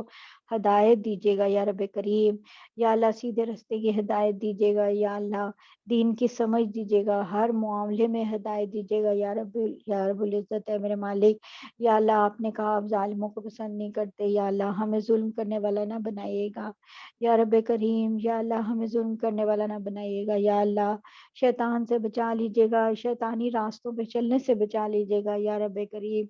یا اللہ ہمیں شیطانی باتوں سے بچا لیجیے گا یا رب کریم، یا اللہ جو ہم سے گناہ ہو جاتے ہیں ان کے میں معافی دے دیجیے، جو ہمارے صغیرہ کبیرہ گناہ ہے یا اللہ سب کی معافی دے دیجیے یا اللہ، یا اللہ ہم سب سے توبہ کرتے ہیں، استغفر اللہ ربی من کل ذنب و اتوب الیہ، یا اللہ ہم ہر طرح کے گناہ سے توبہ کرتے ہیں یا رب العزت، اے میرے مالک ہم ہر طرح کی توبہ کرتے ہیں، ہر طرح کے گناہ سے توبہ کرتے ہیں یا اللہ، چاہے وہ بڑا ہو چھوٹا ہو، یا اللہ آپ اپنی رحمت سے ہمارے گناہوں کو بھی نیکیوں میں بدل دیجیے یا اللہ، یا اللہ آپ اپنی رحمت کر دیجیے، ہم پہ اپنا فضل کر دیجیے یا رب کریم، یا اللہ ہم صرف آپ کے فضل کے طلبگار ہیں یا اللہ، ہم آپ سے آپ کا فضل مانگتے ہیں یا اللہ، یا اللہ ہم صرف آپ سے آپ کا فضل مانگتے ہیں یا رب کریم، یا اللہ جن لوگوں نے ہم سے کبھی کوئی زیادتی کی ہم سب کو معاف کرتے ہیں یا اللہ، یا اللہ ہمارے دل کو اتنا کشادہ کر دیجیے یا اللہ کہ ہم سب کو معاف کر دیں، دل سے معاف کر دیں یا رب کریم، یا اللہ ہمارے دلوں کو اتنا کشادہ کر دیجیے، نرم کر دیجیے ان سب کے لیے کہ جنہوں نے بھی ہم سے زیادتی کی ہم انہیں معاف کر دیں، یا اللہ جن لوگوں کی تنگی ہے، معاشی تنگی ہے، کسی بھی طرح کی تنگی ہے، کسی بھی طرح کی مشکلات ہیں یا اللہ ان سب کی زندگیوں میں، یا اللہ ان سب کی مشکلات کو آپ بہت اچھی طرح جانتے ہیں، ان سب کی مشکلات کو دور کر دیجیے یا رب کریم، جہاں جہاں کوئی ظالم ظلم کرنے والا ہے یا اللہ ان ظالموں کے ہاتھ پکڑ لیجیے یا رب کریم، مظلوموں کے لیے مظلوموں کا سہارا بن جائیے یا رب کریم، یا اللہ ہم ان مظلوموں کا سہارا نہیں بن پا رہے جہاں جہاں بھی مسلمانوں پہ ظلم ہو رہے ہیں یا رب کریم، یا اللہ ہم بہت کمزور ہیں یا رب کریم، یا اللہ ہم صرف ان کے لیے دعا کر سکتے ہیں، آپ ہماری دعاؤں کو قبول کیجیے یا اللہ، جہاں جہاں مسلمان مظلوم ہیں ان پہ ظلم ہو رہے ہیں یا رب کریم، یا اللہ آپ ان کا سہارا بن جائیے یا رب کریم، یا اللہ آپ انہیں ہمت طاقت دیجیے، وہ ظلم کے خلاف کھڑے ہو جائیں، وہ ظالم کو مزہ چکھا سکیں، وہ کفر کے اوپر آپ نے کہا کہ آپ ہمیشہ فتح دیتے ہیں یا اللہ، ہمارے اندر جو کمیاں کوتاہیاں ہیں جن کی وجہ سے ہم یہ فتح ہمیں نہیں ملتی اور ہم کافروں سے دبے ہی رہتے ہیں یا اللہ، چاہے وہ کشمیر ہو، فلسطین ہو، شام ہو، کہیں بھی ہو یا رب العزت، جہاں جہاں مسلمانوں کو اتنی مار پڑ رہی ہے یا رب کریم، جہاں جہاں اتنا ظلم ہو رہا ہے یا رب کریم، یا اللہ آپ ہمیں ہدایت دیجیے یا رب کریم، پھر کوئی صلاح الدین ایوبی دیجیے، پھر کوئی خالد بن ولید عطا کر دیجیے یا رب العزت، پھر کوئی حضرت عمر عطا کر دیجیے یا رب العزت یا رب کریم، پھر ہمیں کوئی یوسف بن تاشفین چاہیے یا اللہ، جو ہمارے لیے، جو اس کو ہم پکار سکیں اور جو ہماری کوئی قیادت کر سکے یا اللہ، اور جو مسلمانوں کو اکٹھا کر سکے، جو مسلمانوں کے مفاد کی بات کر سکے یا رب کریم، یا اللہ جو جس جس کی نیت درست ہے یا رب کریم، ان سب کے اوپر اپنا بہت کرم فضل رحم کرنا یا اللہ، ہمارے ملک کے اوپر بھی اپنا بہت رحم کرم کرنا یا اللہ، جو جن لوگوں کے حالات خراب ہیں یا اللہ، یا رب العزت آپ سب کے دلوں کے حال بہت اچھے سے جانتے ہیں یا رب کریم، ان کے ہاتھ آپ پکڑ لیجئے یا اللہ، ان کے ہاتھ پکڑ لیجئے یا رب کریم، ان کے رزق کشادہ کر دیجئے یا اللہ، یا اللہ ہم کوئی ہدایت دیجئے، جو ہر کوئی اس طرح کی ہدایت جو دل کو بھی سکون دے دے، اور اس اور جو راستے اللہ تعالیٰ آپ، کئی راستے بند ہو جاتے ہیں تو کئی آپ اس سے کہیں زیادہ کھول دیتے ہیں یا اللہ، وہ سارے راستے سب کے لیے کھول دیجئے تاکہ سب کے لیے آسانیاں ہو جائیں یا اللہ، جو دین کا علم حاصل کرنا چاہتے ہیں ان کے لیے وہ آسانیاں دے دیجئے زندگی میں کہ وہ یہ علم حاصل کر سکیں اللهم إني أسألك علما نافعا ورزقا واسعا وعملا صالحا متقبلا وشفاء من كل داء. اللهم إني أسألك جنة الفردوس. اللهم إني أسألك جنة الفردوس. اللهم إني أسألك جنة الفردوس. اللهم إني أسألك العفو والعافية في الدنيا والآخرة. آمين يا رب العالمين. سبحانك اللهم وبحمدك نشهد أن لا إله إلا أنت نستغفرك ونتوب إليك. سبحان ربك رب العزة عما يصفون وسلام على المرسلين والحمد لله رب العالمين. جزاك اللہ خیر. السلام علیکم ورحمۃ اللہ وبرکاتہ.